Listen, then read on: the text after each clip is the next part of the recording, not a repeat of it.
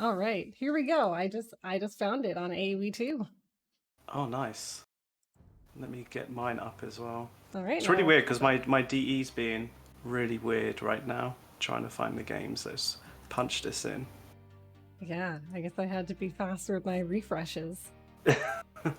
I've like refresh AOE2.net. It's doing that annoying thing where it takes ages to load up.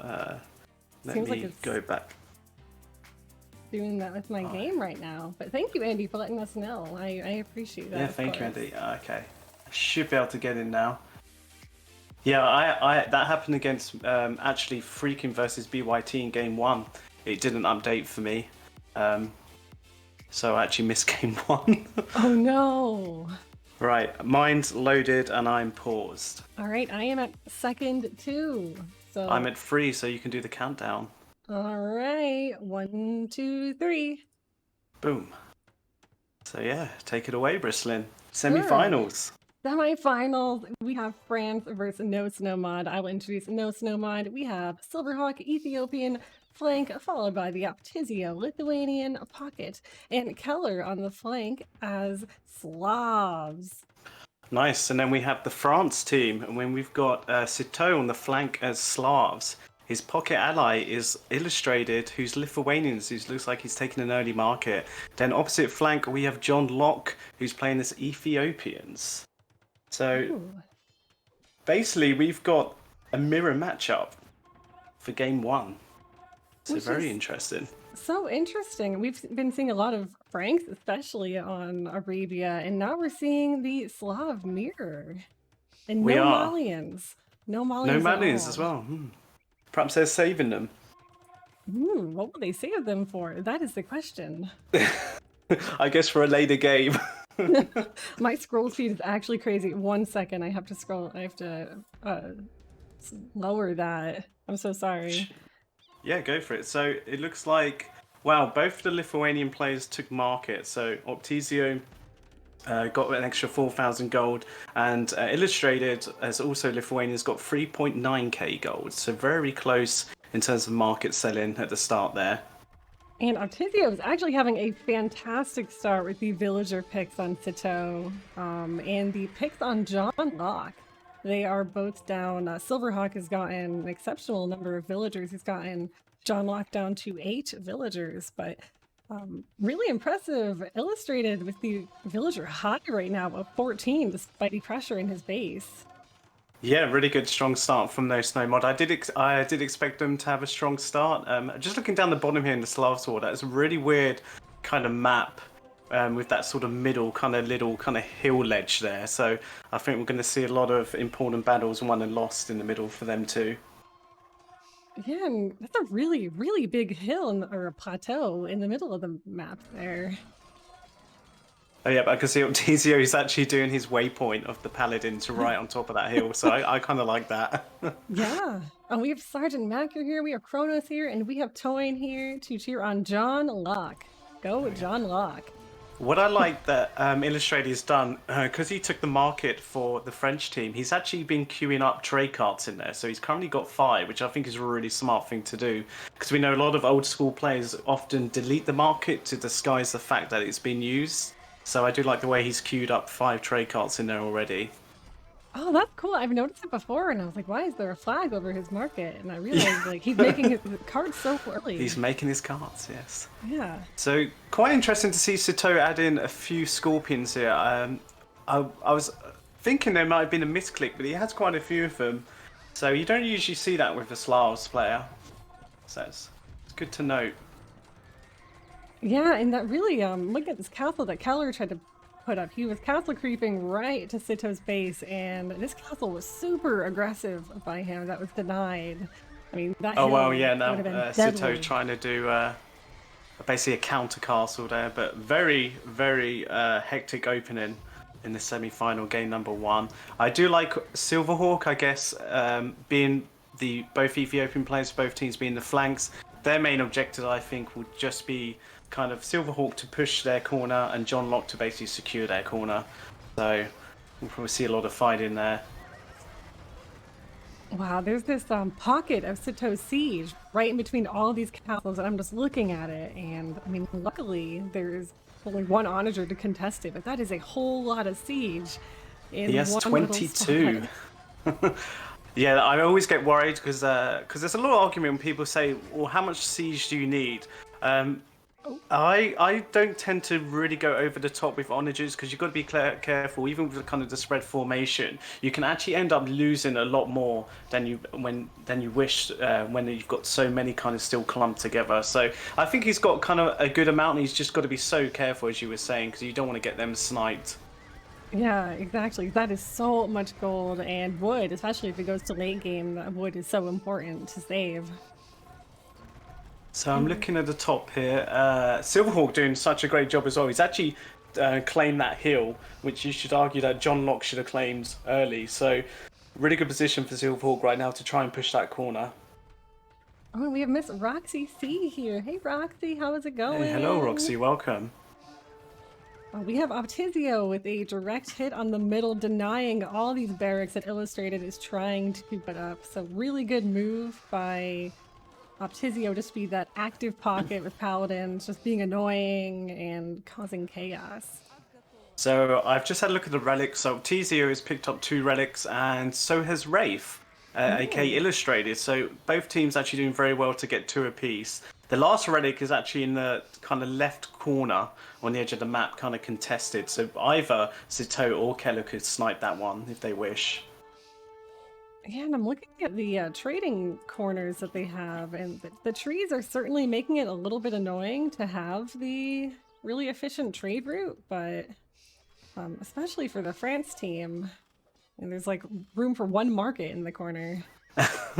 Yeah, that is frustrating. I think over the course of this tournament, I think players have kind of, well, definitely Globogym, we assumed that our corners were going to have ridiculous hills, so we just kind of learned to improvise the best we can.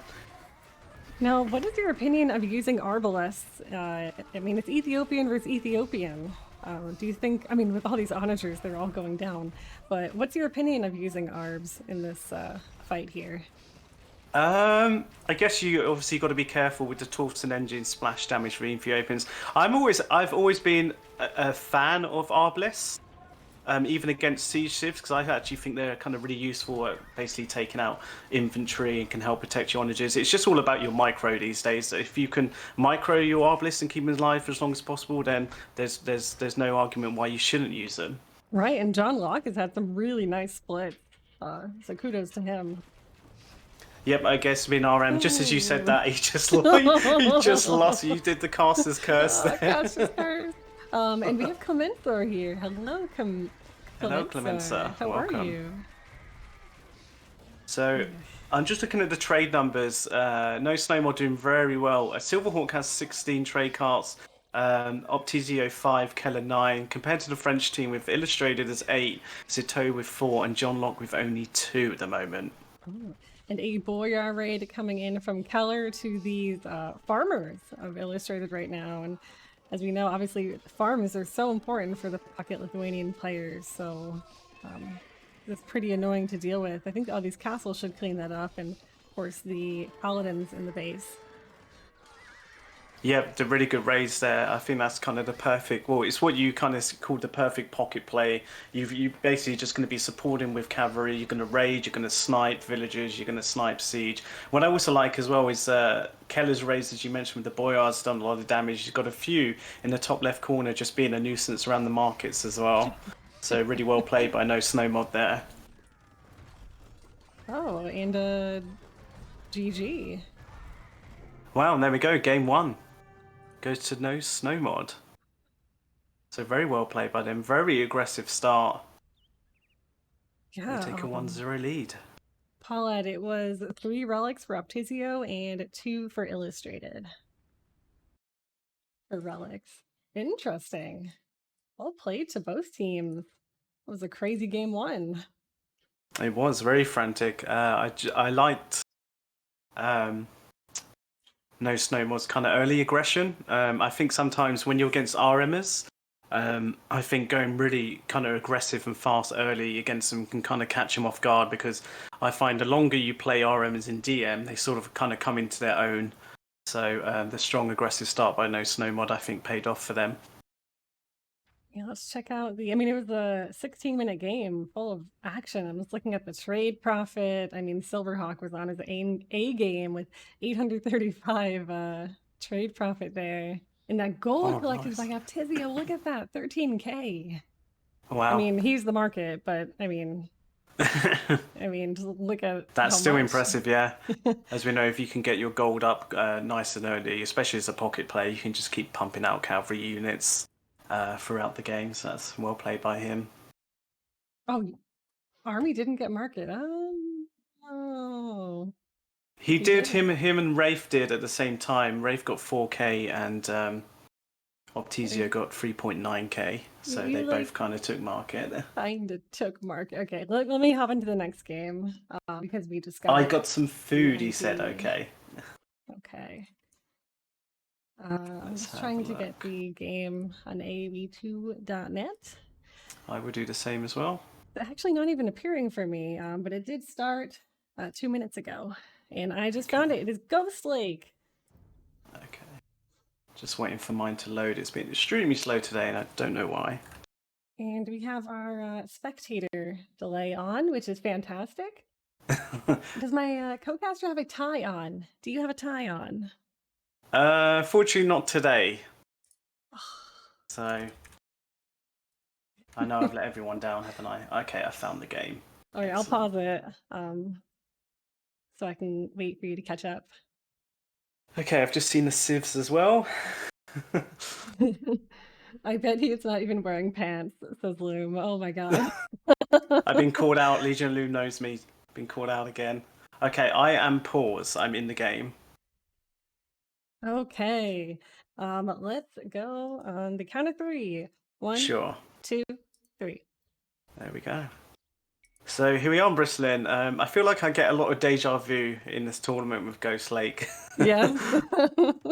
Especially when it's the Saracens and Teutons. Nice. What I do like though, we have Saracens versus Teutons on both sides, which I think is kind of cool. I like it when you're kind of matched up against the other civilization, so that should be quite fun to watch. Yeah, because yesterday it was a Saracen war and a Teuton war, and you know how that kind of ends up an Onager Fest and a Camel Yes. Fest. So I'm interested to see. I imagine no snow mod will. I'm interested to see if the French team do. When you're Saracen against Tudor, we've seen a lot of teams build camels and HCA as the Saracen play against the Teuton. Do you like that sort of build? I love that build, and I really enjoyed watching Silverhawk do the HCA move, which I'm assuming he will probably do again here. And Sito co-casted that game with me, so I'm sure he relayed that information to his team and is anticipating that. But I think it's genius. Actually, no, I lied. We actually have a Teuton on Teuton and Well, it depends how Saracen you on look at it. It Saracen. depends how you I was look at looking. it. I was looking at from the two to the right. Oh yeah, I was like, wait a minute. It really depends on how you look at it, Polar. I mean, they could go straight across the lake and attack that player. That is very true. I was just trying to see if any Saracen players taken the market, and surprisingly enough, no player has attempted yet. As we know, Saracens get a great bonus at selling in their market. So we have illustrated in Keller's base, just trying to pick off some house building villagers. And it's actually pretty effective just sending in 3 paladins at a time as long as you get those builds. And Keller is on the move with 1 onagers trying to snipe whatever he can. Have you noticed Keller has done the classic Sneakerville, Ghost Lake Sneakerville as I call it? Oh, now will he do what we saw yesterday and build a TC first? Now Yeah. that is the question. That's not actually a bad idea to do. I remember on Vubly, a lot of players who used to try and sneak fields would always go for a TC first. So that's not a bad shout, but it looks like he's going straight for the castle. Ooh, our first carnage of the game. We have Keller versus Illustrated. The Teutonic Bad Boys, or Fabulous KP Boys, as Illumi calls. Fast gay people. Yeah, didn't they increase their speed, didn't they, in one of the patches? Because they were even slower, weren't they? Fast and fabulous. Yes. Fast and fabulous. I think the reason they're so slow because they're probably worried about tripping up on their cape as they walk. Yeah, they need someone to carry it for them. Maybe that's what the helms are doing. Silverhawk trying to do some raids at the back of John Locke's base. To be fair, John Locke's been very active and will try and deal with that. I do like Silverhawk with those camels in the bottom right. As you can see, John Locke not able to get any markets up yet. Yeah, and I'm looking at the map in general for John Locke, and his gold piles are all just smushed along the edge of the map. I'm wondering if that's an advantage or a disadvantage for him. I do like how he's put the 2 castles there. I would say that is, well, if you can secure it early and be on the front foot, then obviously it's an advantage for you. But in general, yeah, gold against the map there, especially technically, they're one of the rules for restarts because you could argue that's a bugged map, but we've gone past like 5 minutes, etc. So that's fine. But yeah, it's a little bit unfortunate for him. So he looks like he's trying to. Well, he has put 2 castles up there, so he recognizes actually I need to claim these. Yeah, exactly, and you know, it's as long as he can protect and maybe wall off at some houses and universities. Oh, we had Saracens and Indians on Ghost Lake, and do we have Mongols and Berbers? Really? Yeah, we also had Incas and Slavs as well. We've seen a lot of different combinations. Also had, I think, Saracens and Saracens and Incas as well. We also had So a few Goths and combinations. Chinese. Yes. Alright, we are currently seeing the push by color. He's holding the line currently, which is pretty impressive. So I was just looking on Illustrated's Fog of War, and it's just out of sight of the Keller's castle in the back of their base. So they're going to get a nasty shock when they find out it's there. Oh my gosh. That is magnificent. I mean, there's no castles in the back for Illustrated either. No. Oh, So all of his eco is going to be potentially raided here. wow. And also another thing we didn't really see yesterday till late game were the teammates helping each other. And so I really do like to see that Keller is over in Silverhawk's base. I mean, his units are just chilling right now, but they're ready to help whenever they need to. Yeah, I always feel, I guess in 2v2, I think doubles are so crucial, especially kind of early on, because it can give you such an advantage. It can potentially win you games really early too, if you have a successful double. It's all about confidence, whether you kind of want to do that. Yeah, because if Keller, you know, were to go all in and help Silverhawk go against John Locke, sure, that'd be effective, but then he would let, you know, Illustrated potentially, you know, steamroll his base. So it's so hard to find that balance. Yeah, I think Silverhawk's in a good position though. He's got 21 siege onagers sitting outside his base, and he actually is sending over some camels. So I would say that's perfect timing for him because he's got the defense. So he knows John Locke's not going to patrol camels straight under those SOs, so he is going to double. And now I've just seen a ping by Illustrated to say, hey, Silverhawk's here. Yeah, I mean, that's a really large mini base that he has here. He's got barracks, siege workshop, a lumber camp. And this is something that we see that Joro taught Silverhawk and Keller is the outpost next to the castle. You will always see them build an outpost next to their castle every single time. And there you go, yeah. Right, so I do like the way Keller is now using that one villager, and I think he's laid down foundations of some barracks as well. So that one villager is going to look to try and do further damage. And Andy said, who would pick Goths and Chinese? That is me. Would you say doubling the Saracens' opponent makes more sense because the Teutons can defend easily, or rather double the Teuton side? Good question, Daisy. That is hard. Looking at Silverhawk's army he's got, I would say you probably wouldn't want to double him. If I would say anything on this map, especially with the Civ matchup, is you're probably better to try and go and raid your opponent's base than trying to do a double with the amount of siege that Silverhawk has.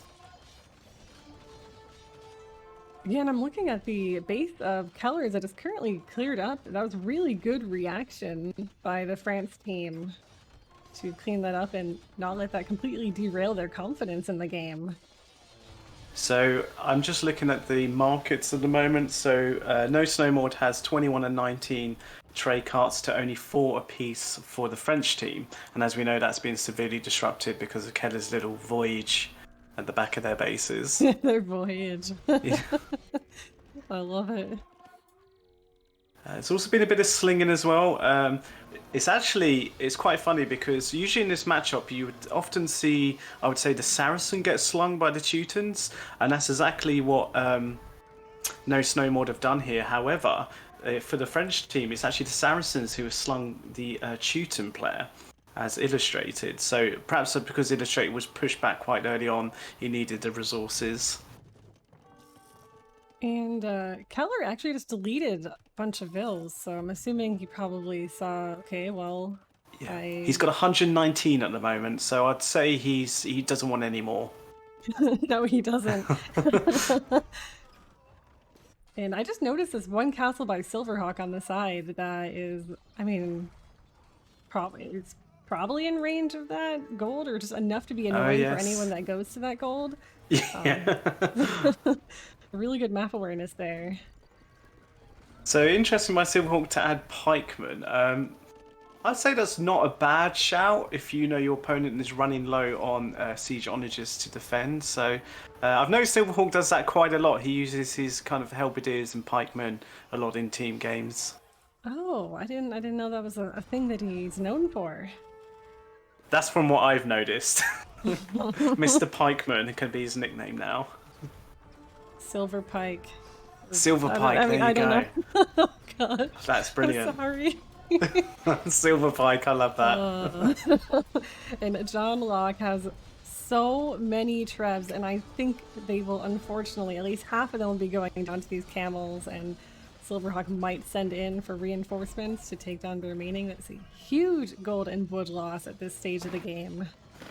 Yeah, to be fair to the French team, Illustrated has 50 military, or it's just gone below, and John Locke has 33. Silverhawk has 66 and Keller 43. So the French team still have good numbers here. It's just whether they're going to be able to get their trade numbers up as soon as possible. As we know, they were delayed quite a bit with getting their markets up. Yeah, and I mean, I can't believe it's only been 20 minutes in this game. It feels like it's been going on forever. How long was it was quite long yesterday, wasn't it? With the Euphoria and UFK Ghost Lake, wasn't it? And it was this matchup again. Yeah, so... an hour and 50 minutes. You know who to blame for this matchup? You have to blame Globo Jim. Because we decided, I think we're the first kind of matchup or team to play in the main event, and we decided actually Saracens Teutons is the way, and then we notice every time going forward people realise actually that's a good matchup. So blame Daywalker, actually. He's the one to blame. He's in the chat, so we can definitely blame him. Yeah. Was there any wood left? I think there's actually like 4 trees left, or maybe none. I mean, it was either none or like maybe 100 wood left. Like, it was really minimal. Did you manage to see how much the buy wood value was at all? In the game yesterday, gosh, I think Andy looked, it might have been around 400 or 500. Wow.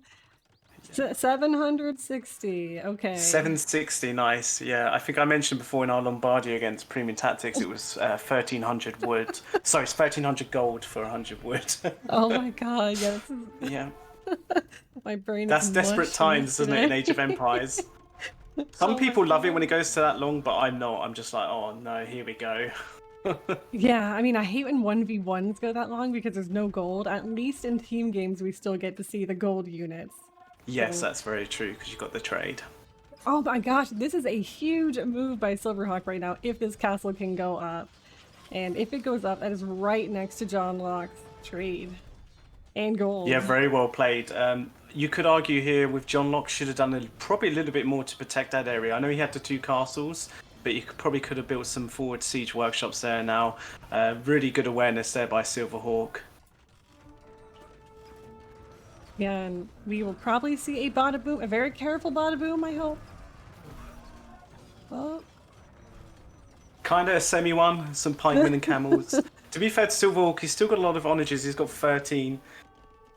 So he's microing them well. And I have to give credit actually to Illustrated. He's still holding his own.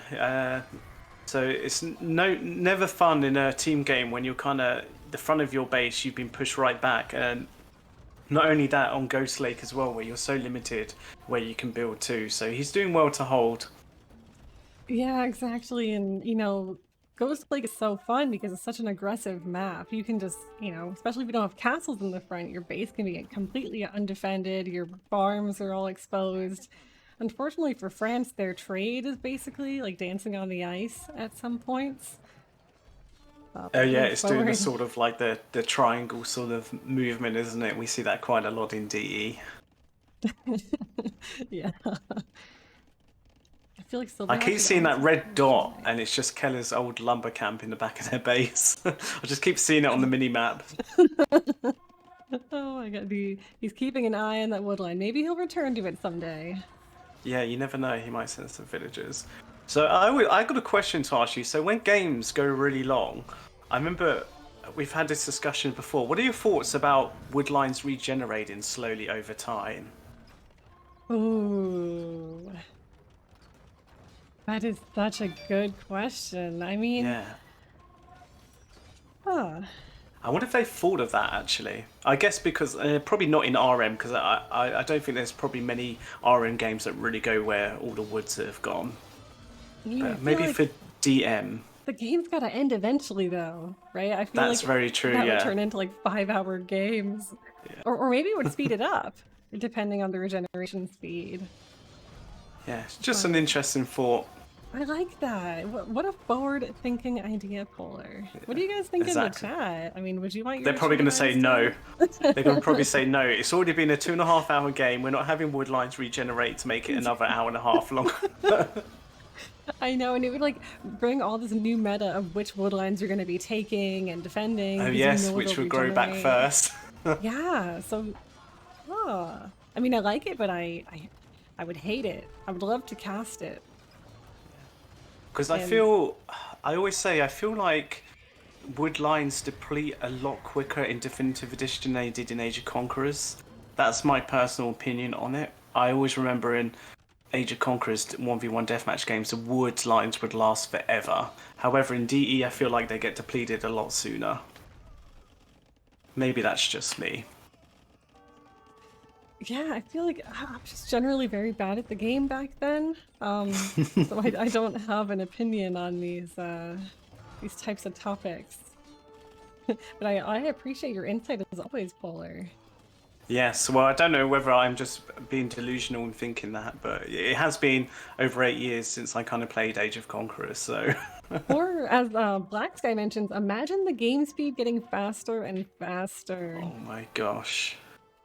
No, that would definitely speed up the game. Yeah. Well, you might as well just stick turbo mode on then in deathmatch. Yeah, oh my gosh, we have a raid coming in from Silverhawk. Is he gonna just run straight to the back where he knows there's no castle because there's that lumber camp? He wants to defend the lumber camp, literally. Yeah, That's why that. he's gone there. The spy. It's a sneaky lumber camp. It sees all. So I have to, obviously, I like to give all teams credit and stuff, but I have to give credit to the French team. They've really got their trade numbers up. Like, Illustrator's got 45, John Locke now 37, compared to 51 and 44 for No Snow Mod. So, despite all that early kind of disruption by No Snow Mod, the French team have kind of slowly starting to stabilize in this game. Yeah, I mean, I'm always really impressed by how players are able to bounce back and they don't like defeat themselves mentally. Like having a castle next to your market, you're like, ugh, I'm so screwed. You know? Like, you can just I've imagine noticed getting. just have siege onagers. Just sit siege onagers in front of your base, and then you can usually defend quite well. Yeah, it's just like, when you're talking to your buddies on Discord and that happens to you and you're like, ugh, like, stupid castle. But the way they're able to, I mean, John Locke is kind of pushing on his Yeah, he's doing side. really well trying to secure. I just watched a really funny fight, the bottom left by the market. That 1-2 Tonic Knight has killed about 7 camels and he's still going. He's Wait, just still beating them all up. Oh no, there's more Teutonic Knights now have come, but there was this 1-2 Teutonic Knight fighting against 12 camels. And I think they were doing like 2 HP per hit or something. I bet Loom loves that. Yeah. Watching his rootin' tootin' guys. I mean, Daisy's rooting for the Frenchie comeback. I mean, as for map presence, it's looking very good. I mean, but I do have to say the KD for Keller is absolutely out of this world. Let's have a look. Oh wow, so he's 141k to 109 deaths. So that's really well paid. To be fair, so is Illustrated. He's got 124 to 102. So actually, both Juden players are doing really well in terms of their kill-death ratio. Yeah, I mean, that is nuts. I mean, he's doing exactly what you do with Siege, and that is just mass flattening. But this is a really big push here with all these Teutonic Knights for this castle that Illustrated just tried to put up, and it went up, which is perfect timing. Yeah, he's doing very well. Like, this is what's kind of frustrating sometimes about DM when you're playing. I'm sure people in the chat, when you push back so early on, you know you're just fighting to just try and, I don't know, impose yourself on the game. So we've all been there, and so I do feel for Illustrated, because all he's basically been doing all game, which he's doing a great job, is defending. He's not really had a chance as yet to kind of really kind of try and push Keller back or try and disrupt their economy, etc. But to be fair, John Locke on the right-hand side has done really well. He's actually mining that kind of edge gold now, so he's pushing Silverhawk back a little bit. Wow. So it's like just out of range, meeting those miners there. Yes, you're right. Yeah, we talked about that, didn't we, earlier? So I Yeah. guess if it was a Teuton castle, he might have been in range. And I'm just looking at the stone to see who can afford to make more castles, and Illustrated cannot, but everyone else basically can. Just make at least one more, unless they buy stone. No snow mods. Keller sitting with under 1,000 and Silverhawk with about 730. So yeah, they can afford to repair. I think a lot of people at this stage only kind of do desperation castles, like to protect trade. A lot of people will just kind of try and save the stone to repair. But just as I say that, Silverhawk is adding another castle. Yeah, I just noticed there's a lot of stone in the back of John Locke's base. Like a lot of stone. Like 6 juicy piles. Oh yeah, he has the kind of 2 piles there. Then yeah, he has those ones in the corners you mentioned. That's crazy map generation. So literally all of his extra resources have spawned on the edge of the map. It wouldn't surprise me if DE bugged and it spawned it into that black abyss area. Oh my god, yeah, and he's just looking into the distance, like, oh. Yeah. This is a game we should send to Microsoft. Hey, look, by the way, this is what we have to deal with in deathmatch. Resources hugging the edge of the screen. Yeah, no, it's terrible. And then his other stone is also unmined, so potentially like 3 more castles he can make and push into Silverhawk's base. I do like the raise by Silverhawk. He's been a nuisance at the back, sniping villagers with camels. To be fair, Illustrated has got 143 viewers and only 20 military. So Silverhawk has 140, Keller 131, and John Locke 106 villagers. So all 4 players have got good villager numbers. Daisy says, I'm not complaining if all the extra res spawn in my base. There you go. There you go. I'm not complaining either.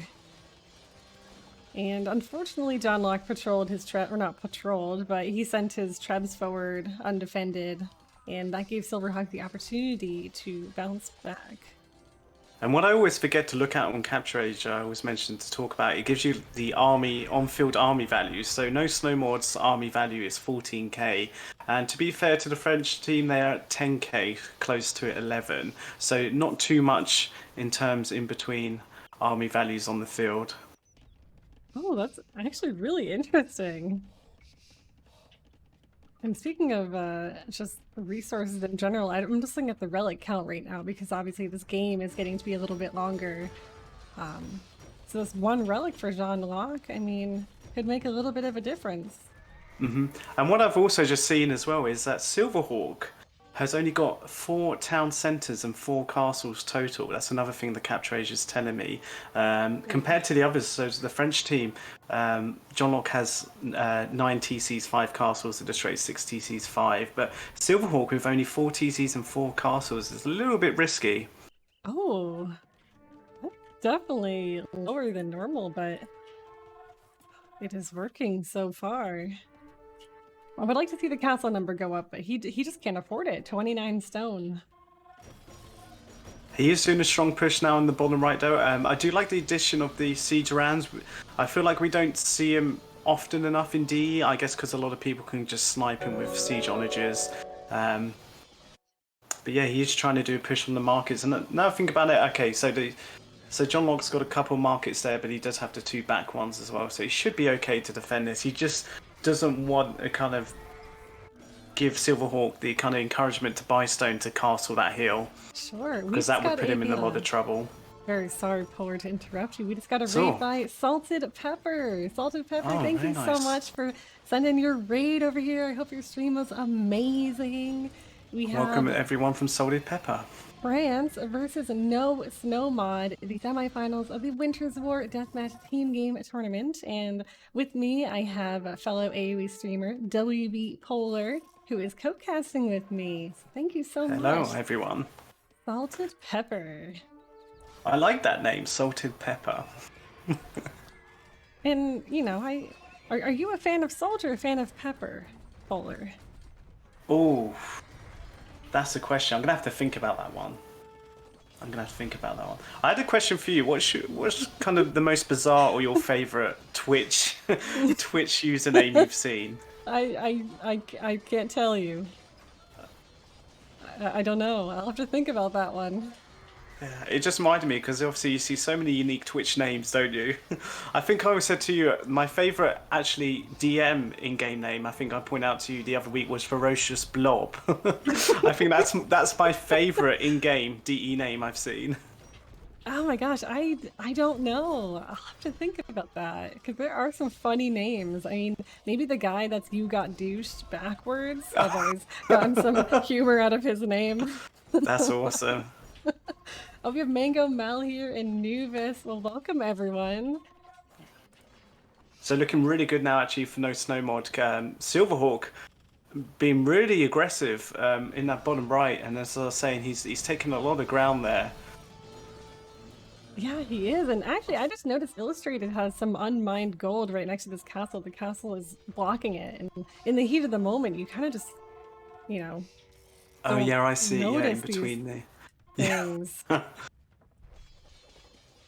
Which If I look at their trade cards, let's have a look how they're doing. Okay, so John Long's actually lost quite a lot in the raids. It could explain why he's struggling a little bit to kind of stabilise. He's down to 29 trade cards. He did have kind of 42 about 5 minutes ago, so he's lost a lot. yeah, And now we see double coming in. It's pretty hard to see yellow and teal sometimes right next to each other. I had to double click to see like who is who. On Age of Conquerors, I used to pick the grey colour because it was really hard to see on the mini-map. Oh my So gosh. when you got raided by a grey player, it would be hard to tell sometimes. That is so sneaky. It is. A lot of people used to do that as well. So yeah, I like that Keller bringing in these, 5 paladins at a time. Hopefully can send those to pick off the undefended trade in the corner. Which seems like these siege rams are choo-choo. They are on a mission.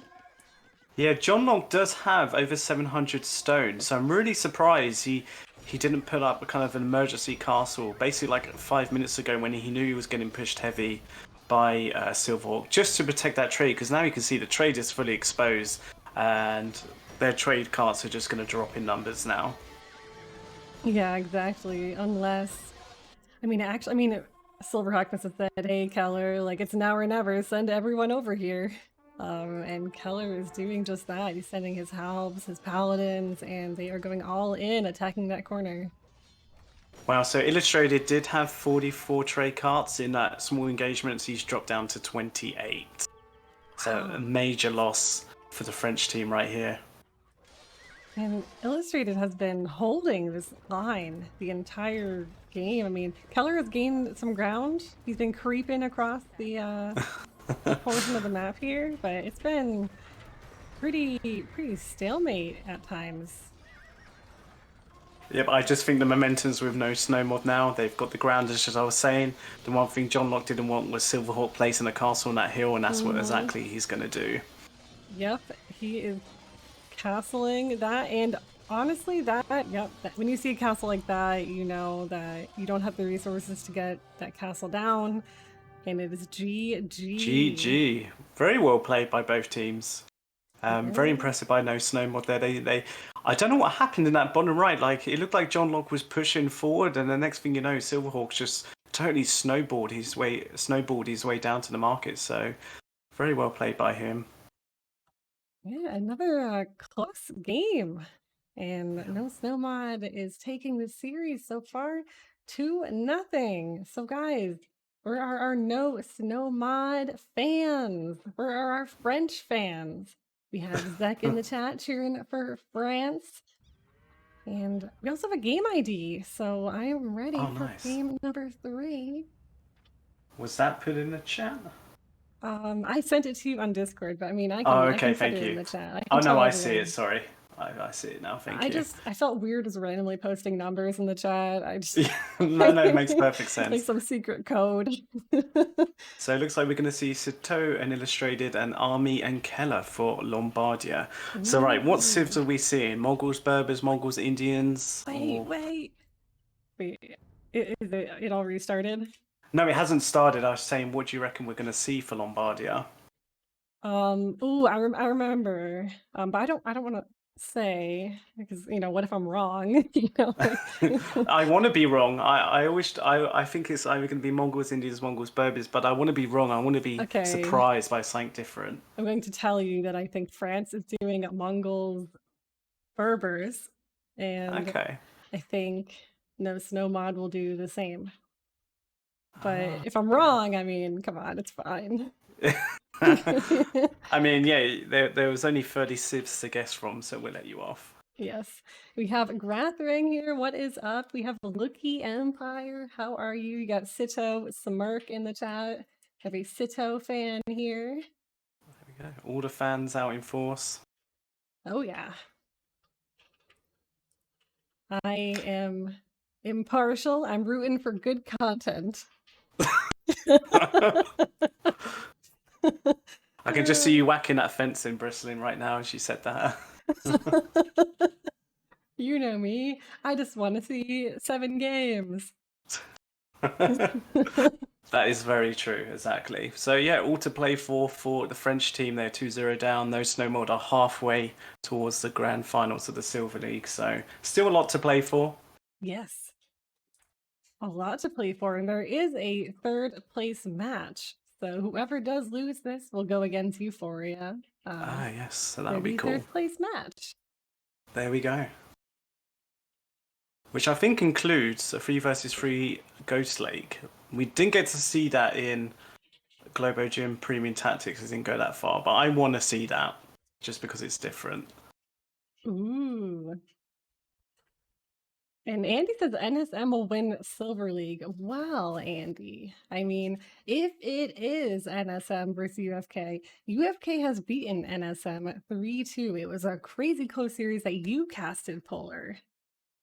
Yeah, it was such a good series. It could have swung either way. It was really close. So if they do meet again in the final, then I'm expecting another close series. Oh my god, look at Pony's emote. Where's the I'm coming? Someone did the I'm coming one with those 2 kind of twig hand things. I'll do it while I wait for this game to show up. I mean, there you go. Look at I'm coming next to like a normal size head.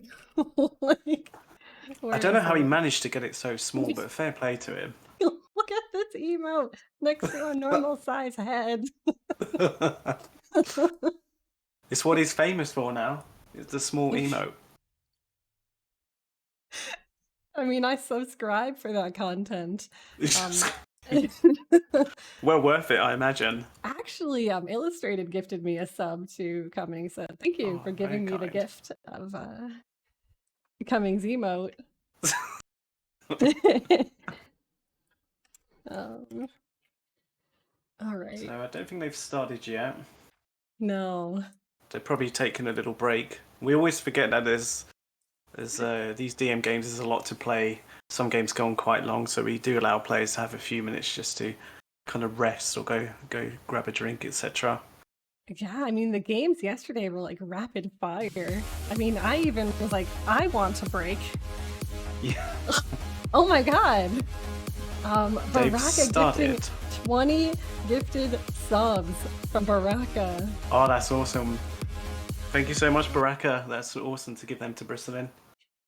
Oh my god, thank you so much. That is so kind. And freaking Andy gets one. Daisy, Pete, John Locke, PT, Cyan, Black Sky, Adam, Mr. Steph, Anon, Clem. Oh my god. Silverhawk, Wizard, Tuna, Alan, Usador, Flying Saucer, Salted, Odette, Mr. Kirby. Holy crap. Thank you so much, dude. I hope you're enjoying the semifinals as much as we are. What? That's awesome. Baraka, a very big contributor to supporting the DM streamers and the community, so that is very appreciated. That is very appreciated. Can we get some hype for Baraka? I mean, that's amazing. Thank you That's so awesome. much.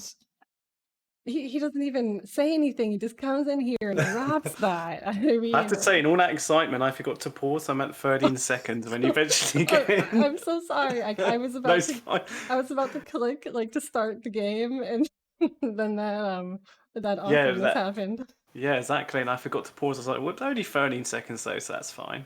Okay, I'm waiting for the game to show up for me. An AoE I had to get it guy. off AoE2.net and do it that way because it wasn't showing up for me in game. DE Yeah. problems.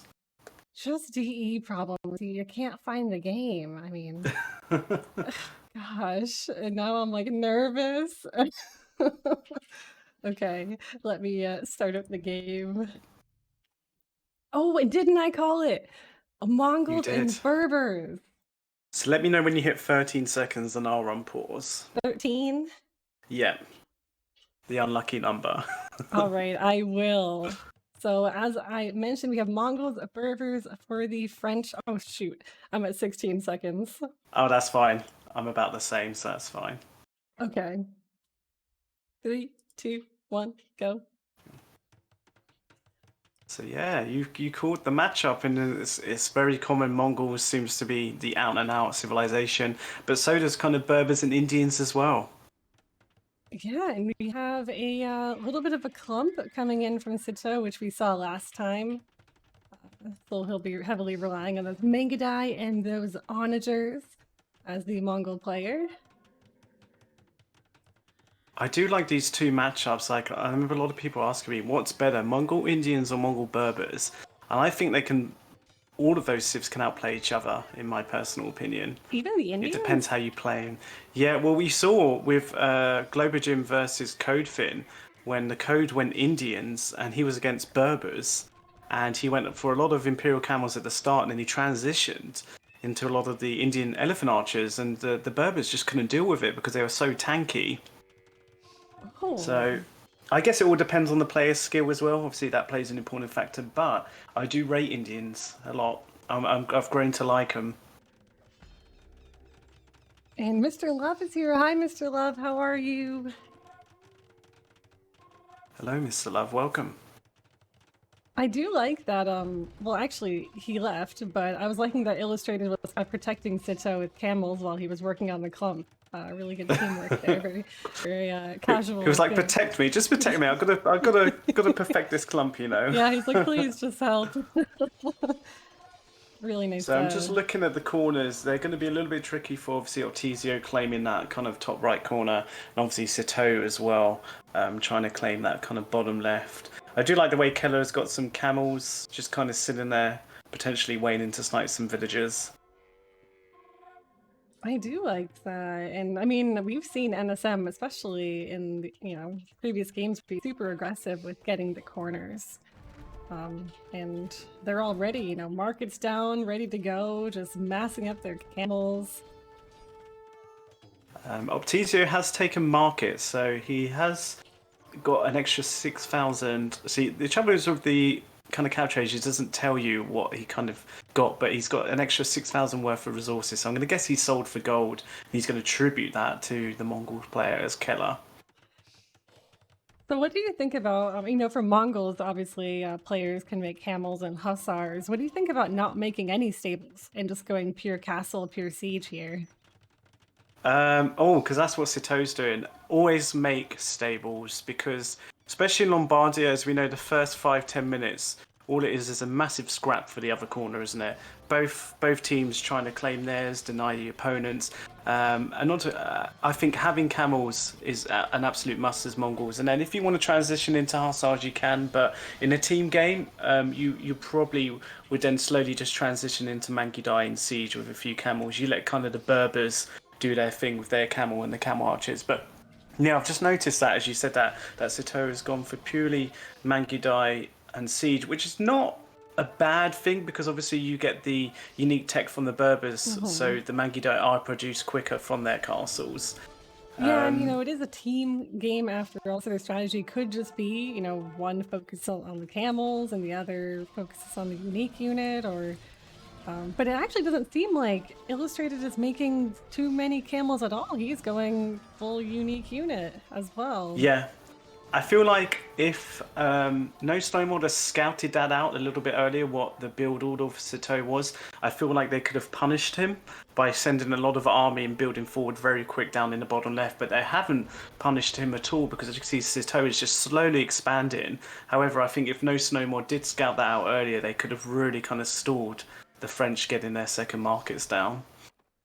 And this is a huge mass of no snow mod units. I mean, you have elephant archers, Mangudai, siege, camels, all ready to just patrol in on this castle. What do you think about this fight here, Polar?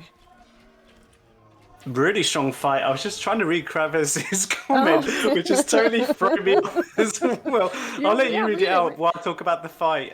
So really good fight here, I think, for both teams. I do like the way the French team can retreat back to that hill, though.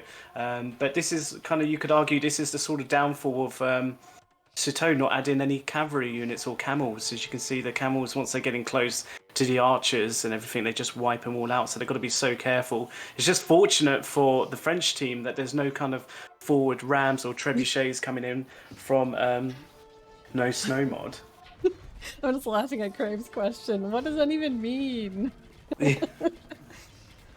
I've been watching a lot of British police procedurals, and when there's a crime in Britain, is everyone always got some tenuous connection to the victim? Meaning, how many times has Polar been questioned about crimes in his country? Every day. I'm the number one suspect. Every day.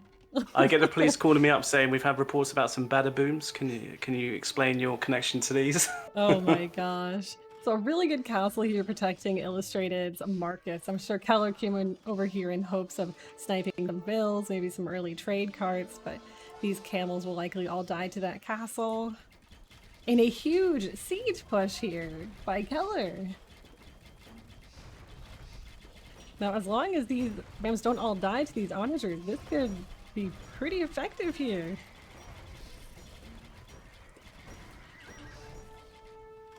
All right. So yeah, a lot of early engagements now. Both teams trying to stabilize, aren't they? Trying to get their trade up, their economies.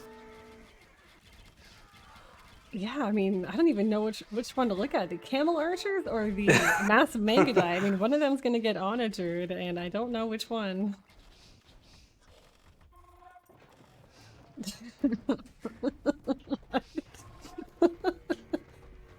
Oh, can always rely on the Twitch chat to give you a good laugh.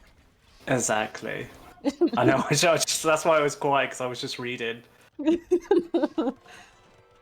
Oh, well, there's a huge Avada boom coming in from Keller, and actually the camel, really good reaction there by Illustrated to get the heck out of there. Yeah, that is quite a few losses he took, but yeah, as you mentioned, it could have been far worse. That's every kind of player's nightmare, but it's every caster and viewer's dream, isn't it, to see that? Yes, we love the carnage, especially in that Noob Squad Euphoria series. Just so many robo-rams and, onager masterpieces. To be fair to Citeau, he has kind of stabilized his army. I'm just seeing he's got, how many Mangudais he got at the moment? He's got 52, and as we know, with the French team being RM is predominantly their micro is kind of second to none. So he's doing really well, actually, to keep them alive and micro them around. It's just, I think for the French team, I'd like to see him be a little bit more aggressive. I don't think we've seen too much aggression from them in the game so far in this series. I would like to see him maybe try and take a few risks, because at the moment it seems like they're just focusing on just trying to defend armies instead of trying of kind of dictating the game in their favor. So I would like to see a little bit more aggression by them. Yeah, and I guess I was just gonna say that BBC would be good to mix in, but they were all just sniped by camel archers. I mean, especially. And that's a heavy cost, yeah. Yeah, I mean, I know that especially the French team likes making a lot of bombard cannons rather than onagers. But in this fight, it's just so difficult to have them with the Mongol siege. I mean, it's so fast, so powerful. I do think it looks like No Snow Mod are going to try and do a little raid down the bottom there. But Sito's got a good little bit of army there. It's just whether he can do some attack grounds. Yeah, Sito has a lot of idols due to his town center placements. So once he clears those up and makes other town centers and just gets his vills working, I think he'll be back in business soon. I'm going to look at the trade numbers for everyone. So, okay, Illustrated has 15, Sito 12, Keller 21, Optizio 15. So I'm surprised. I suppose we're only 18 minutes in the game, but I would have expected a few more by both teams. But I guess they've probably been running low on gold because there's been a lot of kind of frantic fights so early on. Oof, and we saw a mini bada boom just there by Keller on the Mangudais at the bottom. Oh, I see the remnants of it. That is drama. And we have Gunner here just in time to see bada booms. Hi, Gunner. How's it going? What do you make of Illustrated's kind of defensive wall of houses he's doing at the top? Well, you with know Sito's SOs in between. I love this. This is RMers. What they do best is these really weird stuff. You know, I'm a fan of the university wall, but here the houses work wonders. And it seems like they did what he wanted them to do, and now he's deleting the houses. And there you go, yeah. And this is what's going to be a bit hard for Artesio. So same with Indians, pushing with the trebuchets and bombard cannons. That's all they can really do. So it doesn't take too much, as you can see with Sito, an onager or two to kind of slowly disrupt. What if I was the French team? The mobility, as we know, of the Indian elephant archers are extremely slow. So if you can force them to chase around, that's going to put them in a kind of really good position. That micro was so thick. Oh my gosh, the splits to avoid those onagers. That was amazing. And he takes down the trebuchets as well. So yeah, and just drag them back to the castle. Really good call to repair that castle. I mean, it's something that I don't do enough of, is repairing. Yes, it's very useful. Very, very useful to repair. It can be extremely annoying when you've got like one trebuchet firing on the castle for 10 minutes and it's still not down because there's like 5 villagers repairing it. Yeah, and then you're like, oh crap, like it would have been so much worthwhile to just repair it. You know, idling the eco is okay when you're saving map control. So a little engagement here up the top. As you can see, the Berber cam archers do trade off well, but it's just so annoying when you're against an Indian player because 350 HP is quite a lot to kind of beat through. What are the resources to make a camel archer in comparison to a Mangudai? Do you know this random fact? I actually don't. That's one of the arguments about the Mongols Berbers on this map. If it does go down to where wood lines are scarce, we know both the camel archers and the Mangudai cost wood and gold. I don't actually know the cost for them. Yeah, I mean, I guess that's actually irrelevant to my next question. Out of curiosity. My next question is, as Andy mentioned, Illustrated sitting on 12k food right now, and wondering what he's going to be using that for. That is also a good question. As you see, he's actually mixing in hussars.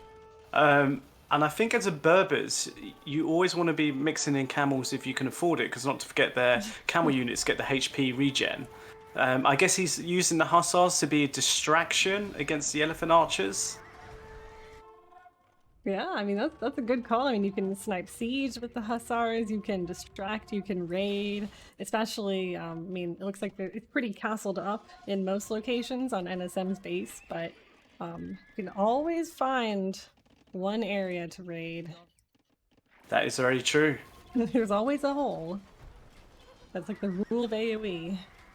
And I do like the constant pressure Optizio is putting on Illustrated. As you can see, Illustrated has not been able, as I mentioned in previous games, to really kind of impose himself. And I guess that's the kind of nuisance of Indians, because they're just so hard to kind of push back sometimes. I'd like to see maybe a double again by either team. I think that would work really well.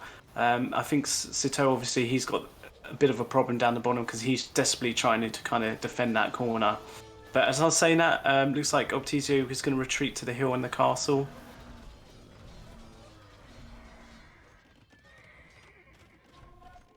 Oh yeah. I was just looking at Army's lack of lumber camp. It's okay. Feet are made for walking. Where is that by Army? Lack of lumber camp there. That's a classic. Oh, okay, I see. It actually is a I think I perfect know where spot Andy. to put a lumber Yeah. camp here. But that's the thing in Lombardia, that if you don't secure those wood lines, you know, there's no coming back from that.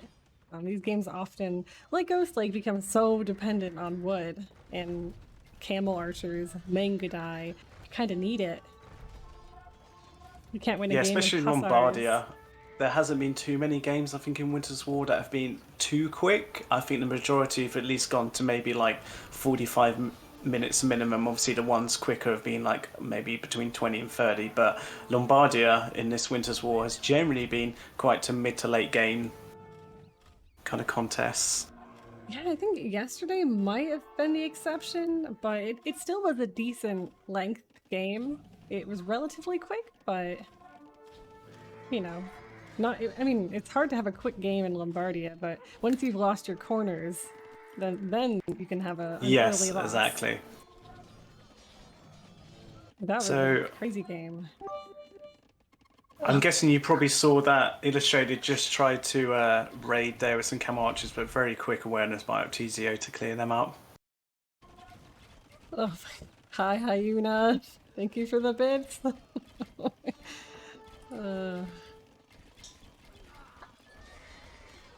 I mean, I guess I'd like to see a Lombardia where one corner is not fixed, but I mean, I think having at least one corner fixed is good enough. And that middle there, wow, look all those villagers just minding their own business, chopping wood, and a lot of carnage going down. Wow. I mean, all those villagers on the wood line, I mean, this is what you do not want to see in a Lombardia game. Carnage. And they did have a bit of mutual agreement there, because obviously Optizio was chopping on the other side of that wood line. and you got the French team on the other side, but obviously the truce was broken very quickly. Yes, I mean, it's actually so funny how that can happen. I mean, they're like, hey, wait a minute. Like, there's no castle here stopping this. Let's go. Let's party. It's all about intel, Polar. That is very true. All about the intel. Or some spies. Some woodchopper spies on the double agents. Double agents.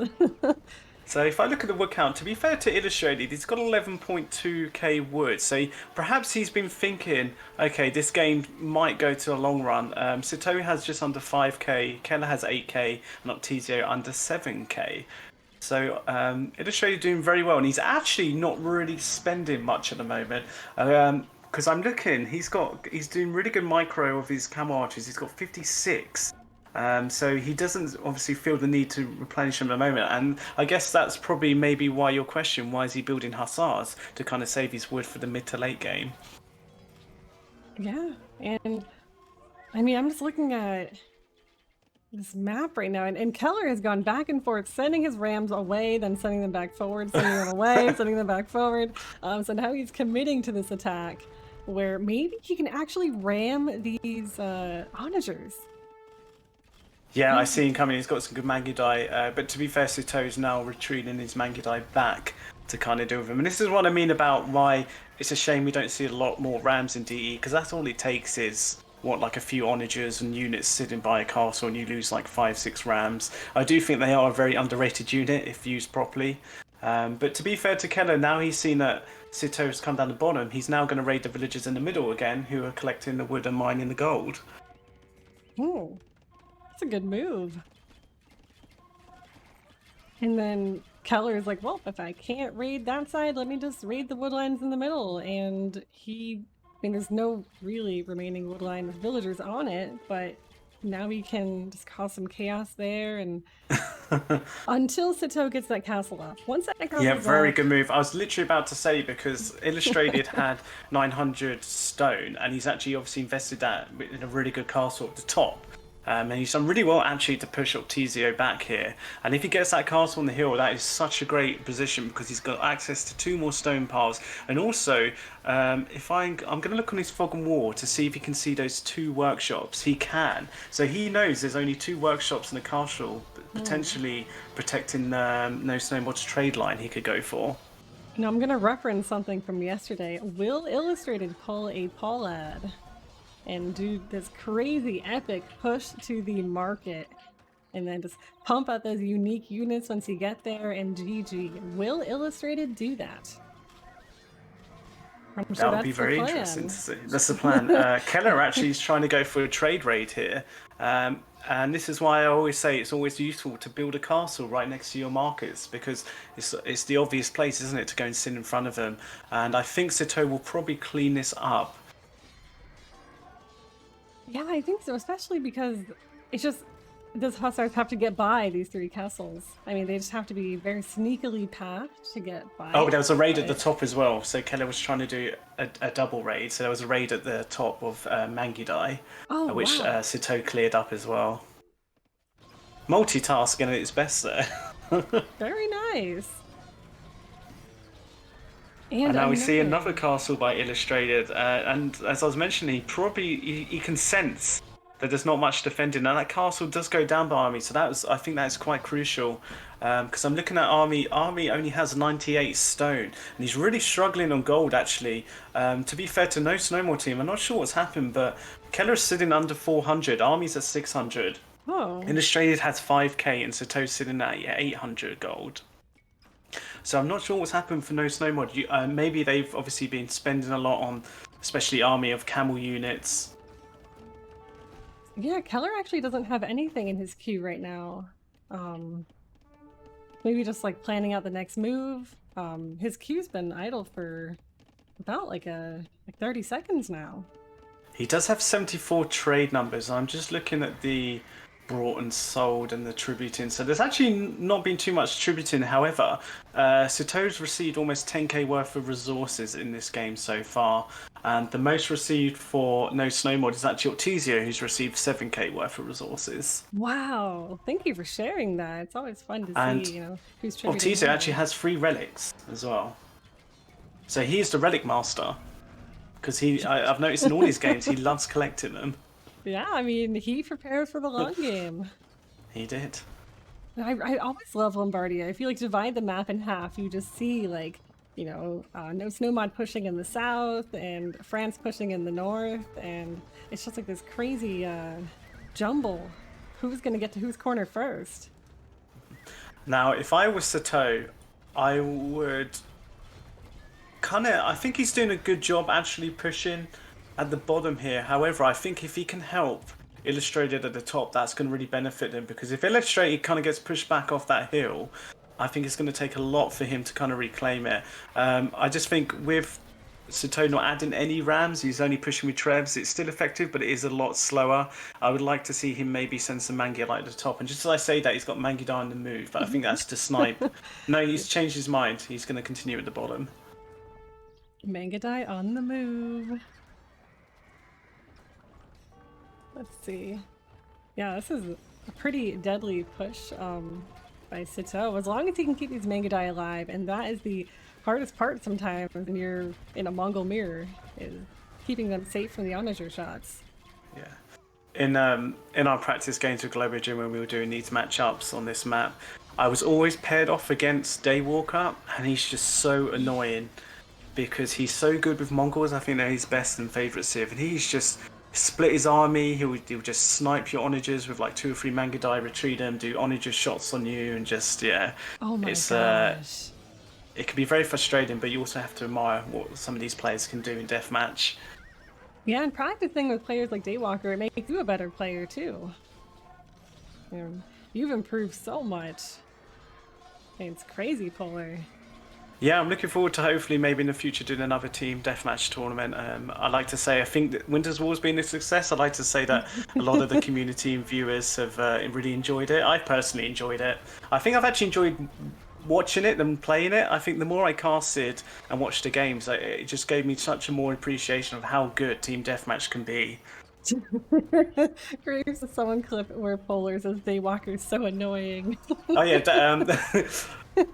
that's British slang for me. He's not annoying. He's all right.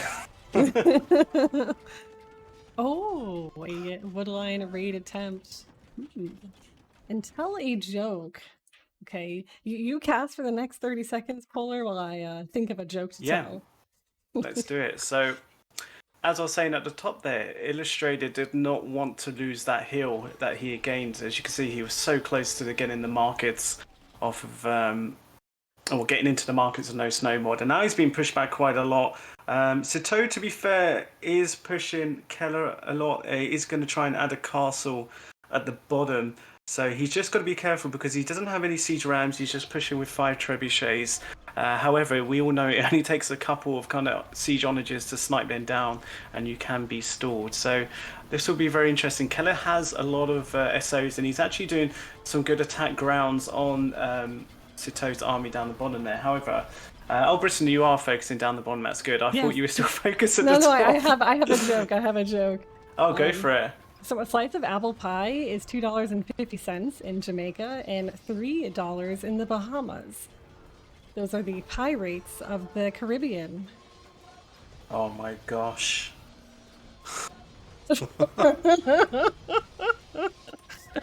Who redeemed that joke? They're definitely going to ask for a refund. Mr. Love. Mr. Love. Oh god, I felt like a math teacher for a second. I was like, oh god, Pony Boy's I know. I thought loving you were going to it. ask I thought you were going to say, well, in math terms, explain why it's more expensive. 50 cents more expensive in one country than the other. If I give you $20.60, how many pies can you buy in the Bahamas? That's quite a lot of pies, actually. Oh god, $2.50. please elaborate. Oh god. See what happens now. We had in Kilimanjaro talking about the herons and the seagulls, and now we've been talking. Now we've resorted to talk about apple pies in Lombardia. There are birds in here too. I never noticed these birds ever in the game, and now they're here. I see one hawk. It's Silverhawk's brother, isn't it? Golden Hawk. I can see him. What about the price in Arabia? I don't know. I'll have to ask my pie consultant. I'll have to ask a pirate. It used to really make me laugh whenever we finished our games as Globo Gym. Daywalker would get really excited, and it's because he always has pizza for dinner. He's like, oh, I can eat my pizza now, and he would get something like he wasn't excited about playing Age of Empires or the tournament. He was always talking about how he can't wait to finish the series because he's going to eat pizza. I mean, it's the simple delights in life, Polar. I mean, like McDonald's, pizza, Burger King. That's very true, yeah. You know, that's very true. It's the little things. At the top here, Illustrator's actually done really well to reclaim that hill. Okay, so now he's potentially learned his lesson. He's like, right, I'm not going to just do one castle. I'm going to try and add at least 2 with some forward siege workshops. I do like this. And it's a no snowbond thing. That lumber camp of Keller. This sneaky lumber camp and a mining camp, just in case, you know. Oh, there must have been gold there. Oh yeah, down the bottom, yeah. Yeah. I think it's the same woman villager from Ghost Lake. Yeah, she's carried on to Lombardia. She's the spy. Oh, we have Ty here. Hey Ty, how's it going? Hello, Mr. Ty. Daywalker is a man with priorities. He certainly is. Oh, KFC, you've gotten KFC often, Polar. You are a fan of it, right? I am, because there's so many good offers here right now. I don't know what it is, because KFC used to be really expensive in this country, like ridiculously expensive. So me and my friends never used to buy it, but in the last few years, they've done some cracking offers where it's actually quite reasonable. Cracking offers? Is that like British slang for like good? Yes, that is. Yeah, sorry. It's Kraken? Yeah, not like the sea creature kraken, like kraken. So Cracking. I guess like for in American slang, when we say like "what's up," we can sometimes say "what's crackin'." I don't know if you've heard Well, the that. Irish say, "What's the crack?" Oh, That's Irish slang. They say, "What's the really? crack?" Yeah. Oh wow, I never heard So there you that. go. Huh? What's the crack? Yeah, that's what What's they say in what's the? Ireland. All right. Oh, That just means, what? How's it going? What's up? What have you been doing? oh, sorry, Hydra. We'll talk about the game again. I was just, it was a moment where. Secretly, Hydra loves this stuff. All right, we have a really big push by Keller right now against all of these castles, and the trade will be completely exposed in the bottom corner for Team France. It's like the Ghost Lake. I just don't know how they've done it again. Like, Sito looked like he was in such good control. You could see how far he pushed up on Keller's base, and also we've illustrated on that hill. So I don't know how No Snowball managed it, and they've called GG. Wow.